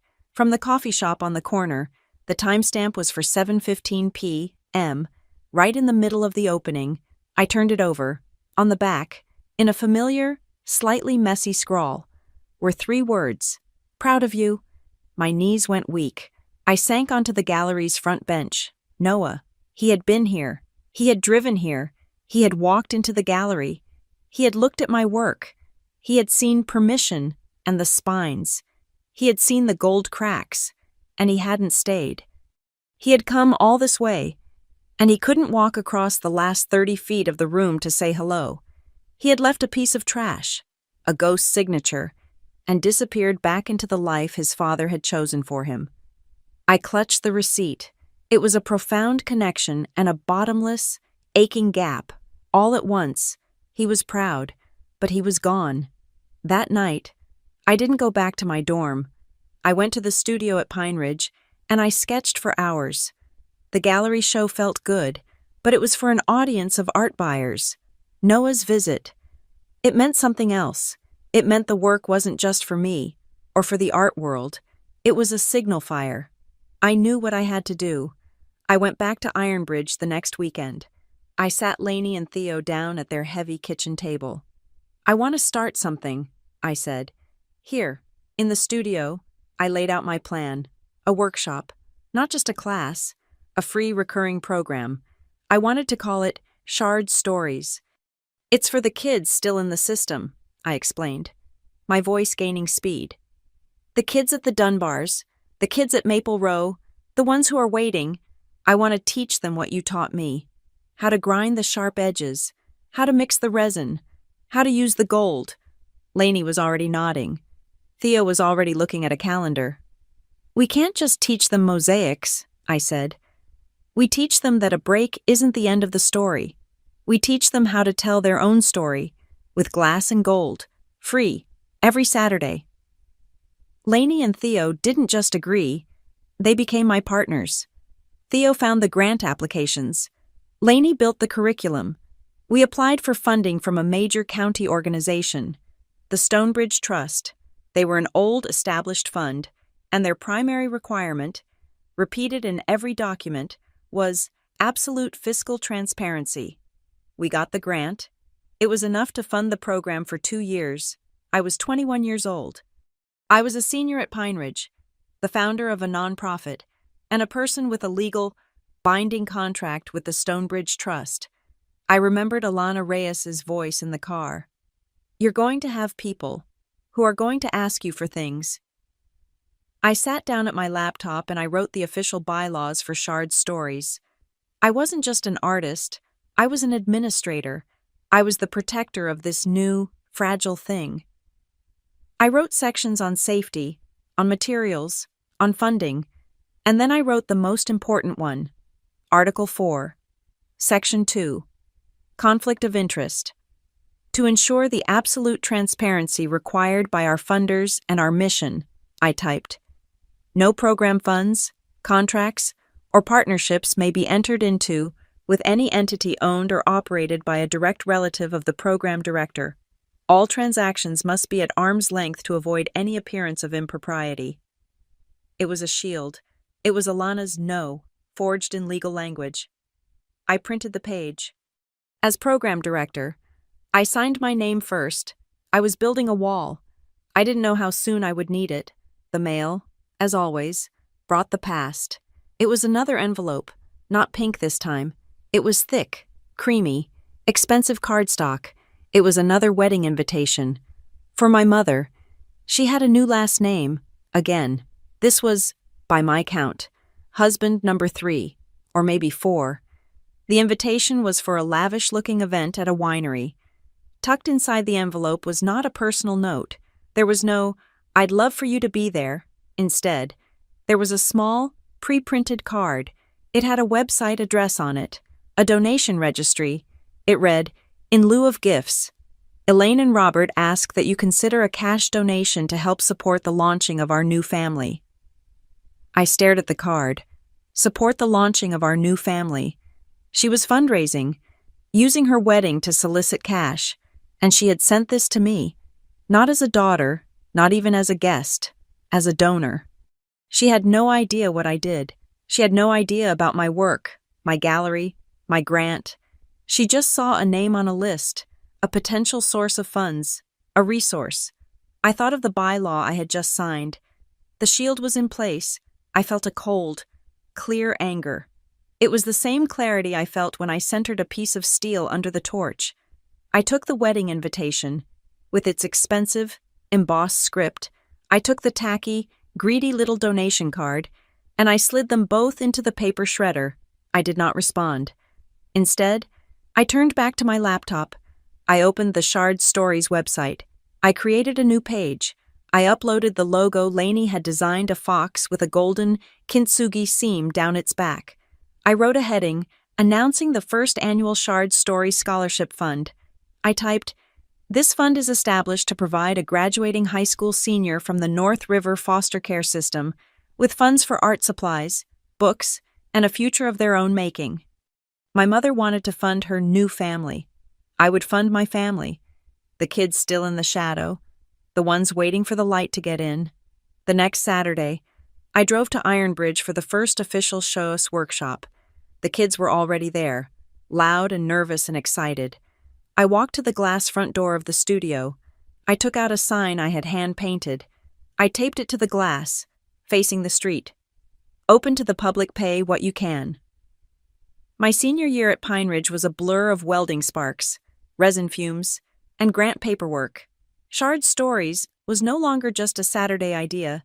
It was a recognized entity. I was commuting back to Ironbridge every weekend, running the workshops, while also trying to finish my thesis. The work was paying off. The Stonebridge Trust grant gave us legitimacy. I used that legitimacy to approach the county. After 6 months of meticulous proposals and nervous presentations in sterile government boardrooms, I signed the Memorandum of Understanding.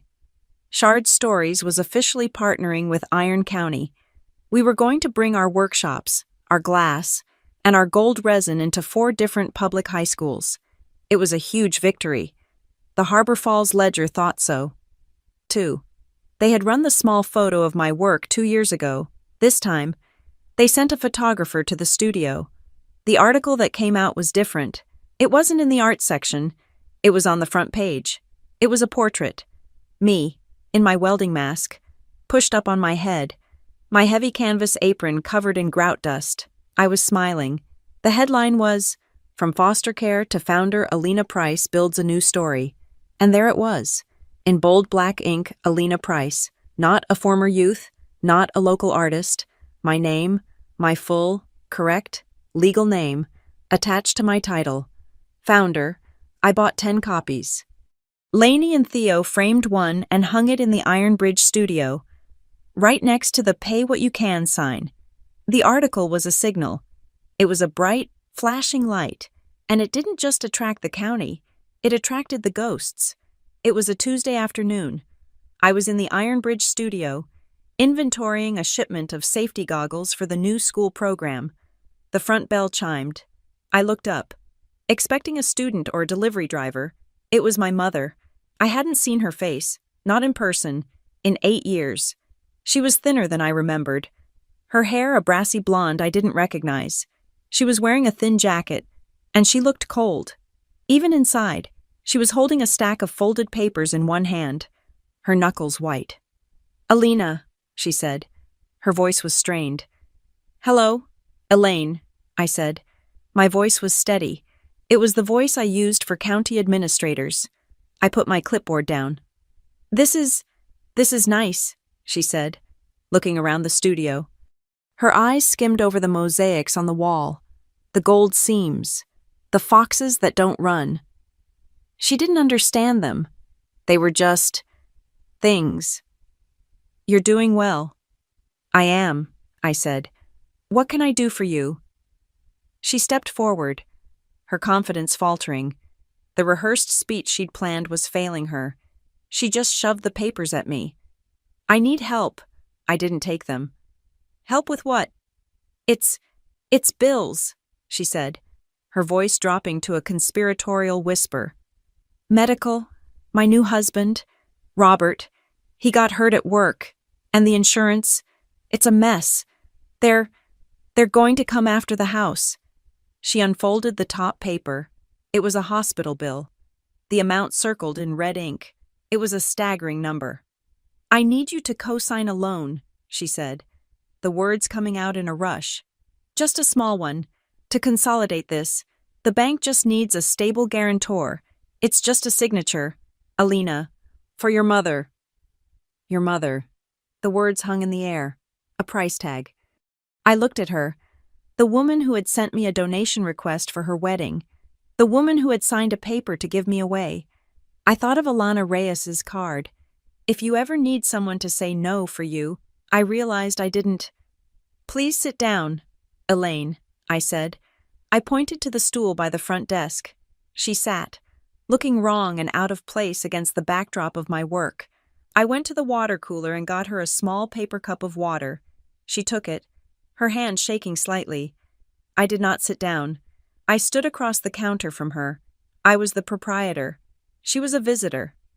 I am not going to co-sign a loan, I said. My voice was quiet, flat, and final. Her face crumpled. Alina, please, I'm your mother. You wouldn't even have all this place, if it wasn't for me. I gave you life. You did, I said, and then you signed it away. I am not financially responsible for you. Signing that paper would put this entire organization at risk. It would put the grants at risk.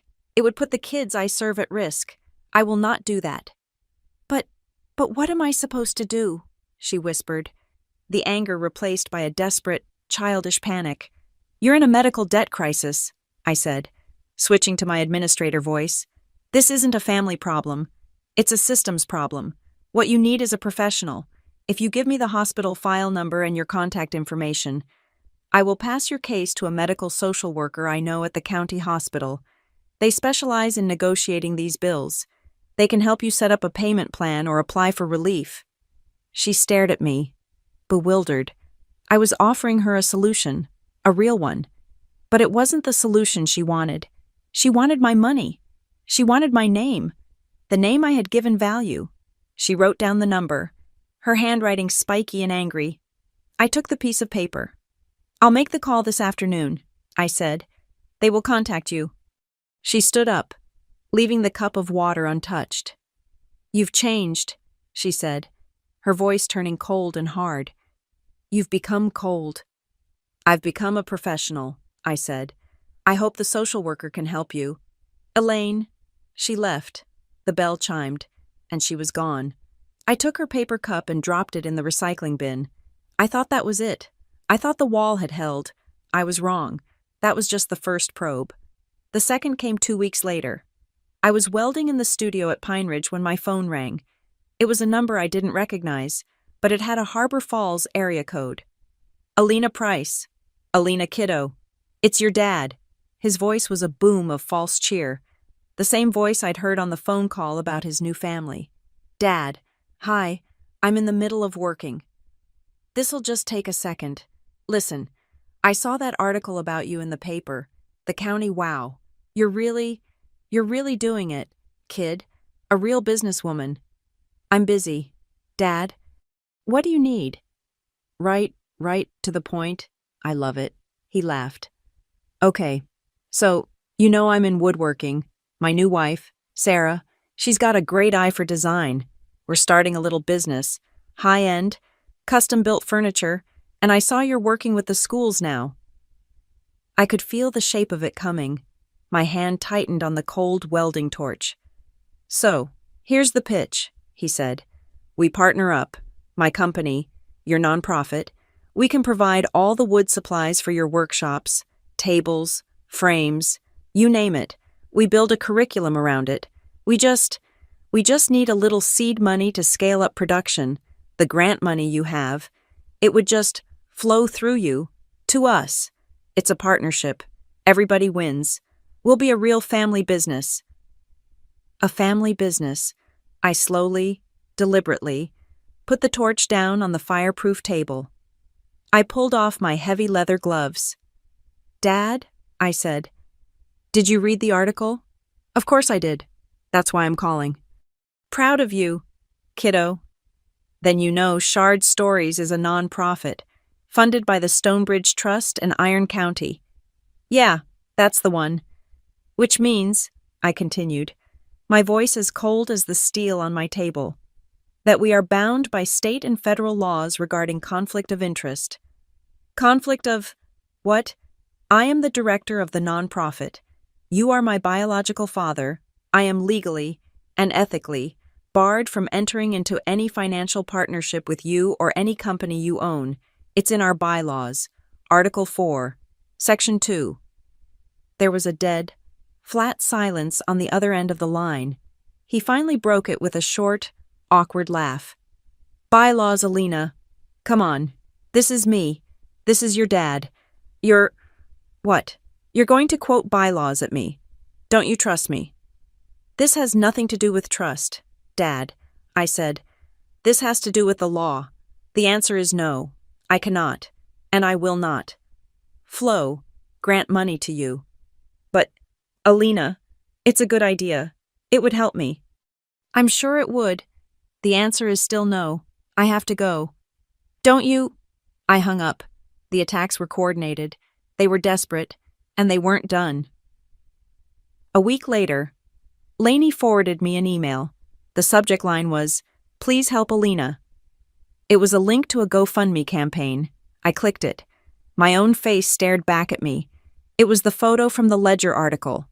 The headline, in big bold letters, read, "Save Alina's studio from bankruptcy." My blood went cold. The text was a masterpiece of fabricated drama. It was written by Robert Connolly, my mother's new husband. Our daughter, Alina Price, it began, is a courageous artist who has overcome a tragic childhood. She has poured her heart and soul into a community art studio, but she is in desperate trouble. Predatory county contracts and massive overhead have pushed her to the brink of bankruptcy. She is too proud to ask for help. So we, her family, are asking for her. Please help us save this vital community resource before she loses everything. It was a lie, a toxic, dangerous, public lie. They were using my name, my story, and my photo to commit fraud. They weren't just asking for money. They were trying to destroy my reputation with the very partners I had just secured. I didn't call Alana. I called Mara Keegan. She was a lawyer in Riverton who did pro bono work for artists. She had reviewed my county contract for me. I sent her the link. 5 minutes later, she called me. "Alina," she said, and her voice was not calm. It was the voice of a shark that smells blood. "This is libel. This is fraudulent misrepresentation. This is copyright infringement for using the Ledger's photo. They are so stupid. What do we do?" "You do nothing," she said. "I do everything." Within 1 hour, Mara had sent a cease and desist letter to Robert Connolly's email address, citing 3 different federal statutes. Within 2 hours, she had filed a formal fraud and copyright report with the GoFundMe legal department, attaching the cease and desist and a copy of my grant agreement with Iron County as proof of solvency. It took the platform less than 24 hours. The page was shut down. The money, what little had been raised, was frozen and returned to the donors. It was gone. My phone rang that night. It was Noah. "Al," he said, and he sounded exhausted. I just got off the phone with Dad. He told me about the other thing, the GoFundMe. Alina, I didn't know. I swear, I had nothing to do with it." "I know you didn't, Noah," I said. I was sitting on the floor of my dorm, my head against the cold cinder block. "It's Mom's new husband. He's a piece of work. I'm going to talk to her. I'm going to tell her." "Noah, don't." I cut him off. Thank you for calling. I appreciate it, but I'm handling it. It's already handled. What how? It's business, Noah. It's been dealt with. Please, just stay out of it. It's safer for you. Okay, Al, he said, his voice small. Okay, just be careful.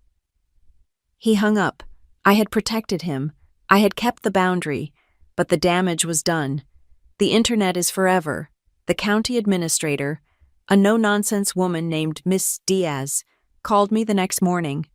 Alina, she said, her voice sharp and official. We have a problem.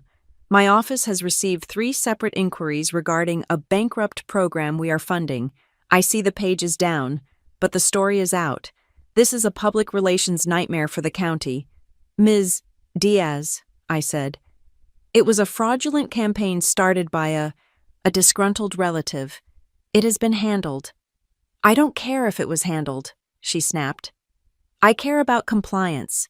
I need a full review of your organization's financials, your bylaws, and your grant spending reports for the last 6 months. I need it in 48 hours, or we are freezing the school contract. The line clicked. I didn't panic. I didn't cry. I opened my laptop. I opened my files. I had every receipt. I had every bylaw. I had every signature. I had my shield. I worked for 36 hours straight. I created a full professional dossier.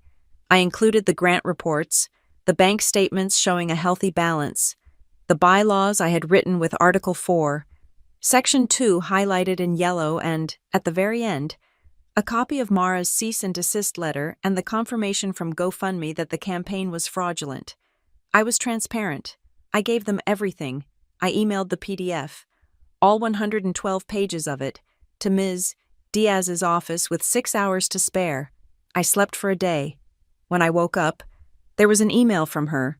It contained 3 words. Compliance confirmed. Proceed. I had won. I had held the wall. I was sitting in the Iron Bridge studio that evening, just looking at the light fade, when my phone buzzed. A text message. From Elaine. You owe me this. You owe me. I looked at the message. I looked at the cold, dark screen. Then I looked up, on my workbench.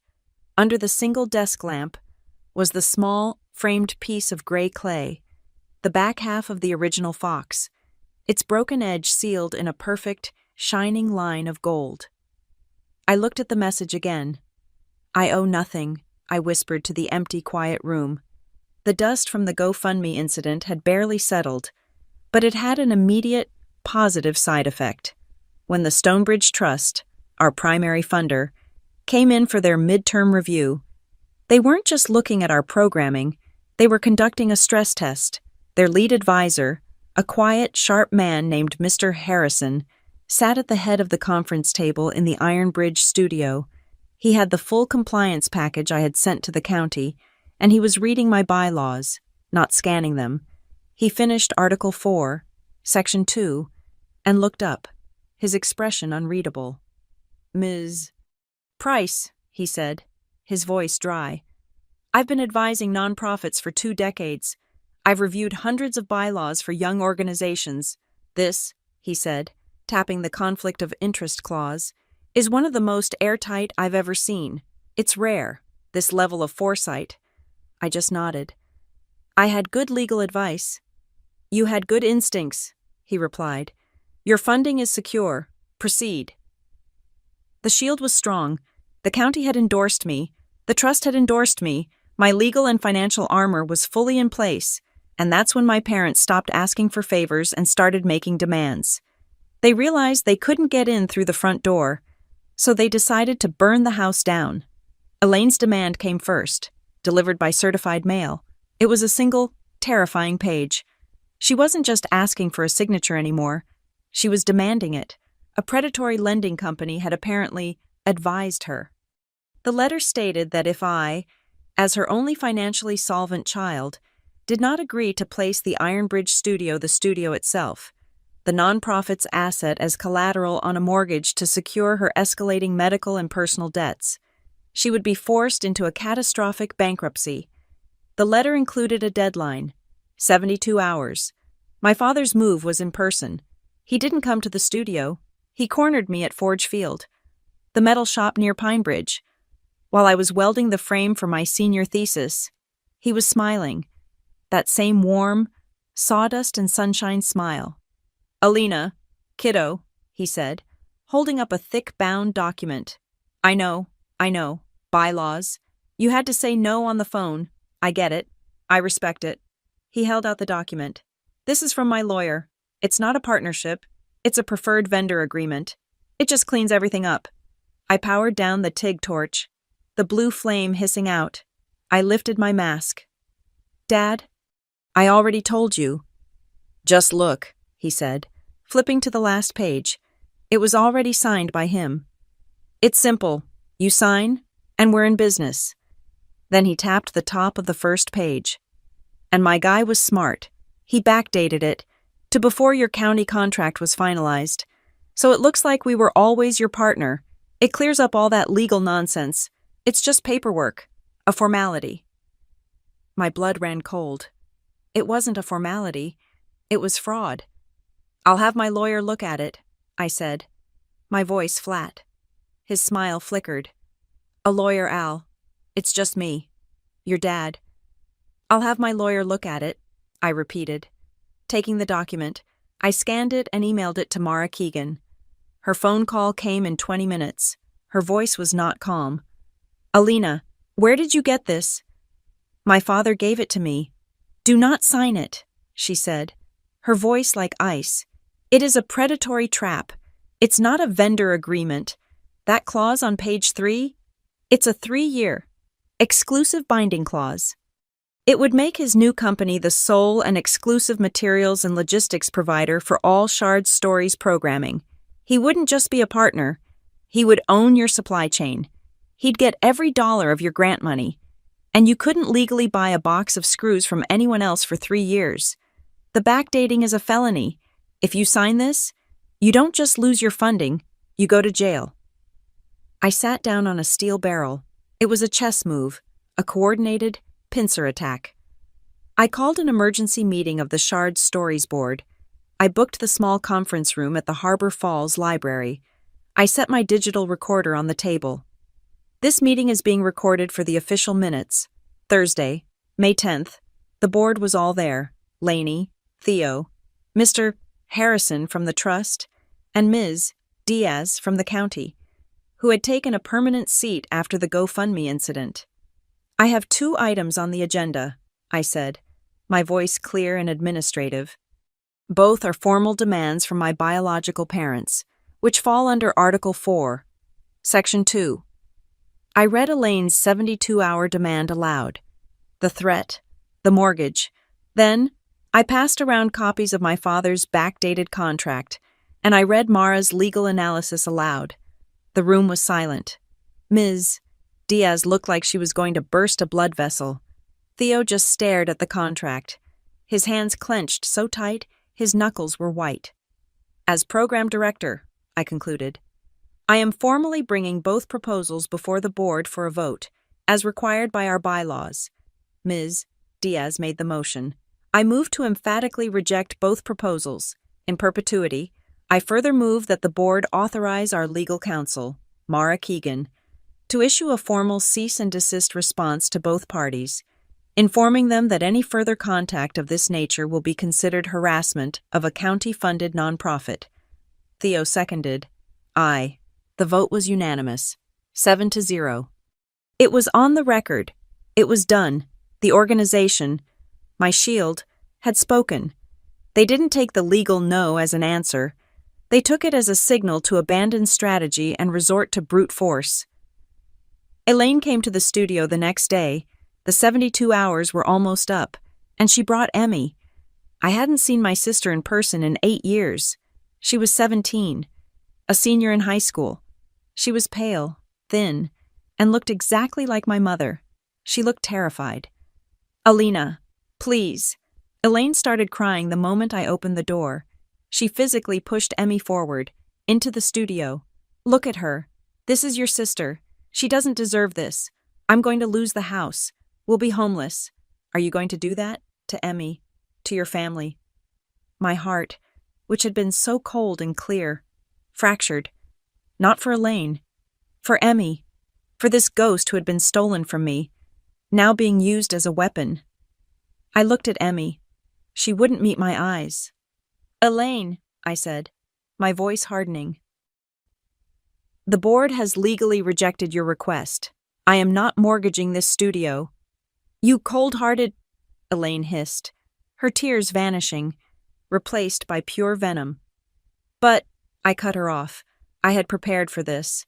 I went to my desk. I pulled out a file. "I am willing to help, as a private citizen, not as a guarantor." I pushed a folder toward her. "This is the direct contact for the nonprofit medical debt relief fund I spoke about. They are waiting for your call. They have agreed to review your case."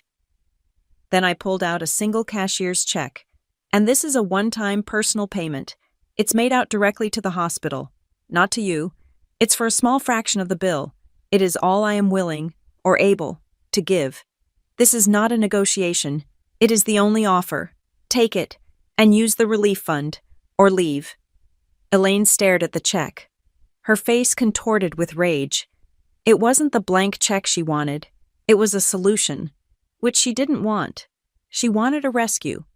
She snatched the check and the folder. "Come on, Emmy, we're leaving," she stormed out.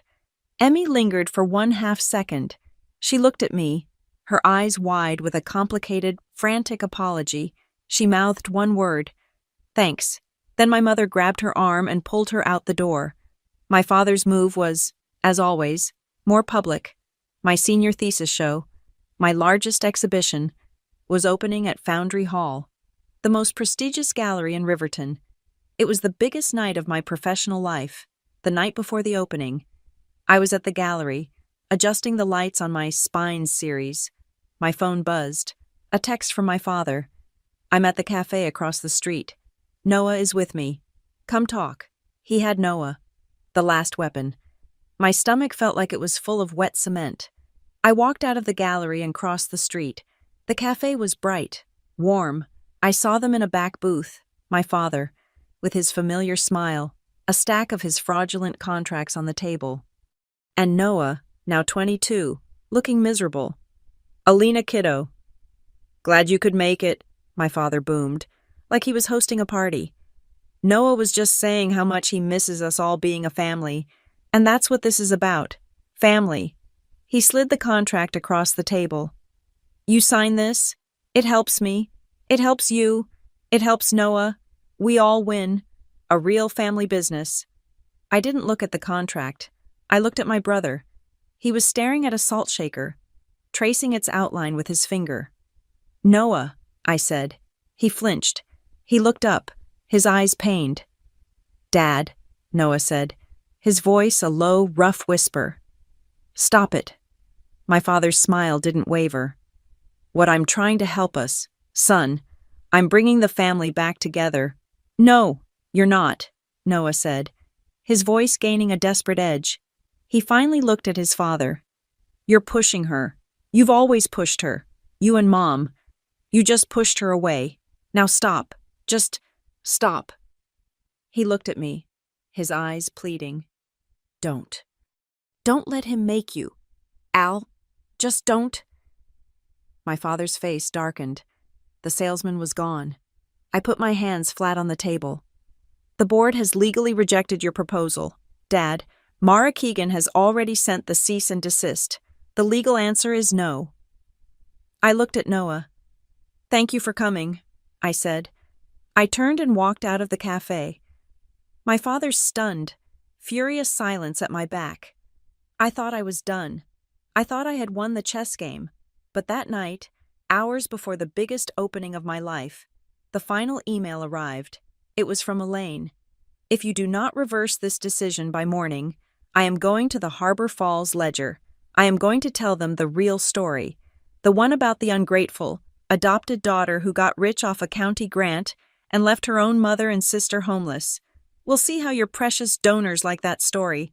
The final threat, to destroy my reputation, to poison the well." I sat in my apartment, the lights off. She was going to tell her story. I looked at the speech I had written for the opening. It was a polite, boring speech. It thanked my professors. It thanked the gallery. I highlighted the entire text and pressed delete. I opened a new blank document. I put my fingers on the keys, and I started to write my own story. The next night, Foundry Hall was packed. The lights were warm. My Spines series, the steel frames and the gold-seamed glass, looked like they were floating in the air. I walked to the podium. I saw Lainey and Theo, their faces shining with pride. I saw Professor Andel and Mr. Harrison from the Trust. And in the back, standing by the exit, I saw Alana Reyes. I had sent her a private invitation. She had come. I looked at my new notes. "Good evening," I said. My voice was clear. It didn't shake. It filled the entire hall. "My name is Alina Price. I grew up with case files, not photo albums. For years, I was taught that my history was a liability, something to be hidden, that the breaks in my story were shameful." I gestured to the massive pieces hanging around us. "My art says something different.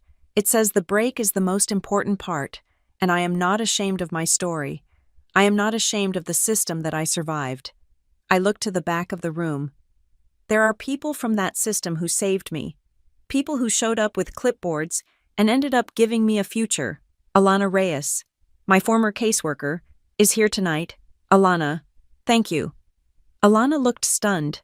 She raised a hand, a small, shocked wave. It is in the spirit of Alana's work, the work of fixing a broken system from the inside, that Shard Stories is announcing a new scholarship tonight. I felt Lainey grab Theo's hand.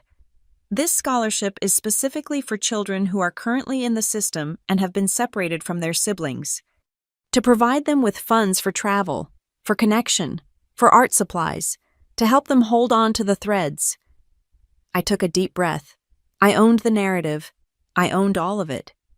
Tonight, we are launching the Emmy Noah Scholarship Fund. I didn't give my parents money. I didn't give them my studio. I took the last things they had, the names of the children they had separated, and I turned them into a different kind of currency. I took their final threat, and I turned it into a foundation. The applause from the speech was still ringing in my ears. I felt light, as if I had finally set down a heavy, awkward load I had been carrying for 8 years. Lainey and Theo hugged me, their faces wet with tears. Professor Andal shook my hand, her grip like steel. "That, Ms. Price," she said, "was a thesis defense." As the crowd began to move, to look closer at the art, a gallery assistant I didn't recognize touched my arm. "Ms. Price, there are some people here to see you. They said it was a private family matter." I put them in the small conference room down the hall. The warmth of the gallery vanished. I felt an arctic chill slide down my spine. Family, of course. They hadn't come for the speech. They had come for the signature. I looked at Lainey. "It's them." Theo's face hardened. "I'll go." "No," I said. I straightened the cuff of my jacket. "This is my meeting. This is my no. I have to deliver it myself." I left the warm, buzzing gallery, the sound of people discussing my art fading behind me. I walked down a long, sterile white hallway, my heels clicking on the polished concrete floor. The conference room was at the end, its door slightly ajar. Spilling a cold, fluorescent light, I pushed it open. They were all there. It was a tableau of my past. My mother, Elaine, sat clutching her purse. My father, Victor, sat opposite her, trying to look casual, leaning back in his chair, and they had brought their team. Next to my mother was a man in a rumpled gray suit with a briefcase open on the table, the debt broker. Next to my father was the business partner from his failed contract attempt. They had assembled for a final, coordinated assault. There was no audience here. There were no cameras, just me, them, and a long, polished table.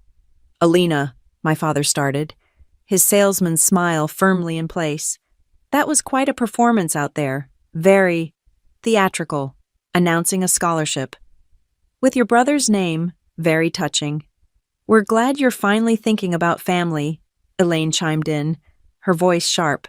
Because that's what this is about. The debt broker pushed a stack of papers into the center of the table. A pen was placed neatly on top.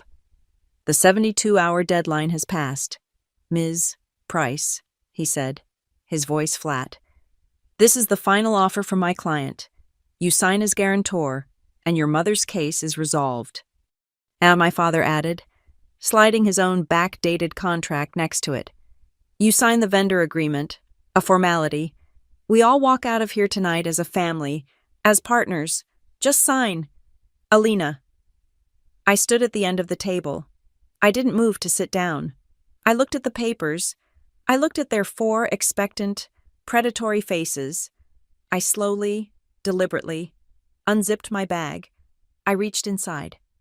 I have a counteroffer, I said. I took out the small, deep-set black frame. I walked to the table and I placed it, with a solid, definitive thud, directly on top of their contracts. The 4 of them stared at it. It was the original piece of gray clay, the back half of the fox I had nattered on the floor of our house. Its single, broken edge was now a brilliant, unmissable, shining line of gold. This is my answer, I said, my voice quiet, but it filled the room. This is the piece I saved from the courtroom, the day you both left me for the state to handle. This is the part of me you threw away, and I kept it. I sealed the break myself.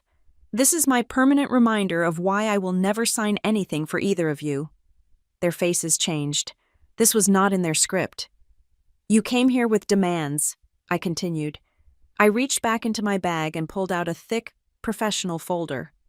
I came here with solutions. I tossed the folder onto the table next to the fox. In here, you will find several documents. First, the notarized, board-approved, and legally binding rejection of both of your proposals. It is final. I tapped the folder. Second, you will find the final cashier's check I gave to Elaine, made out to the hospital, which she cashed. That is the end of my personal financial contribution. And third, you will find a full, comprehensive list of resources, the Medical Debt Relief Fund, the number for a nonprofit credit counseling service, the contact for 3 different, reputable bankruptcy attorneys. That is the real help. That is the help you can get. It is not my signature. My father's face went crimson. He stood up, slamming his hand on the table. This is ridiculous. This is just art. You're throwing your family into the street over a piece of trash, over some metaphor. He leaned across the table. Are you really going to let your family just drift away? You'll just let us fail. I looked him right in the eye. The old fear was gone. You are not my family, I said, my voice cold and clear. You are my biological parents. My family is in that gallery. My family is Lainey and Theo, who made me tea and gave me a key. A family does not throw their 14-year-old child into the water to see if she can swim. A family does not divide their children like furniture and leave one behind. You did that. We are not a family. We are a closed case file.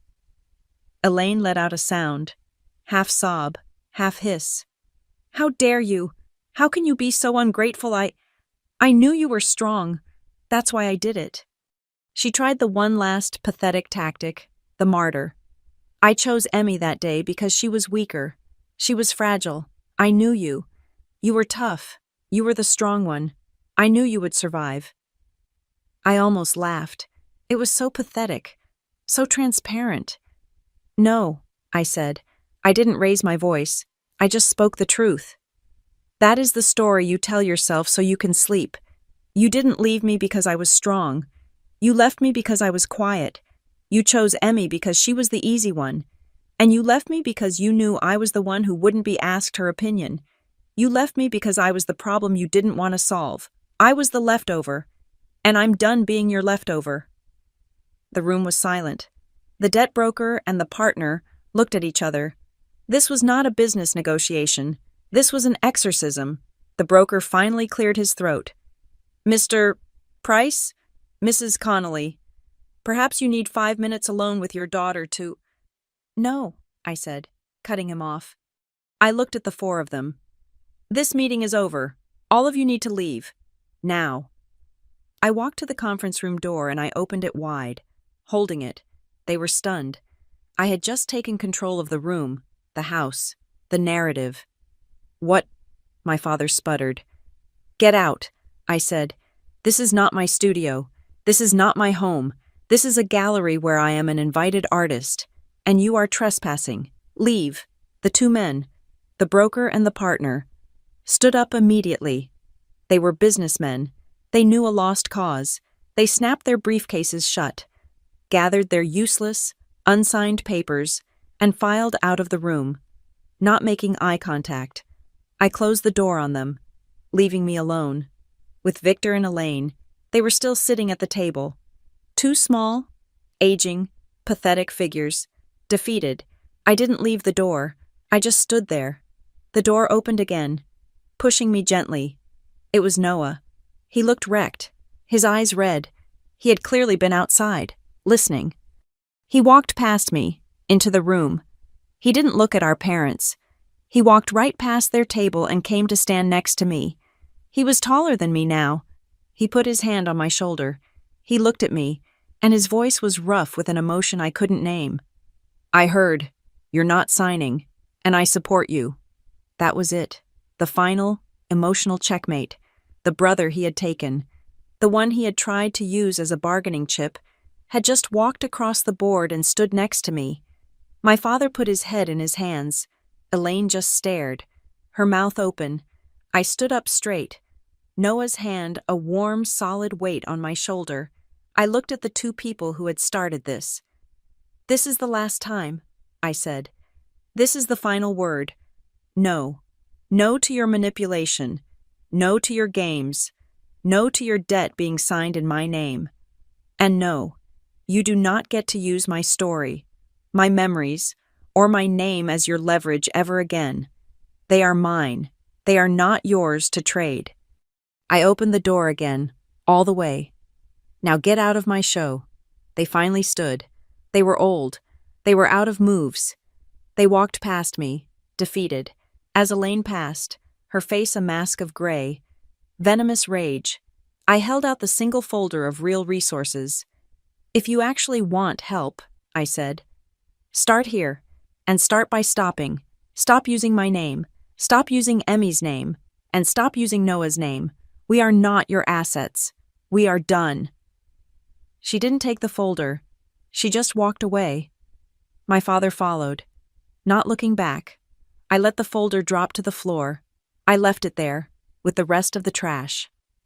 Noah and I stood in the hallway for a long time. He just squeezed my shoulder. "Go back to your party, Al," he whispered. "Go on."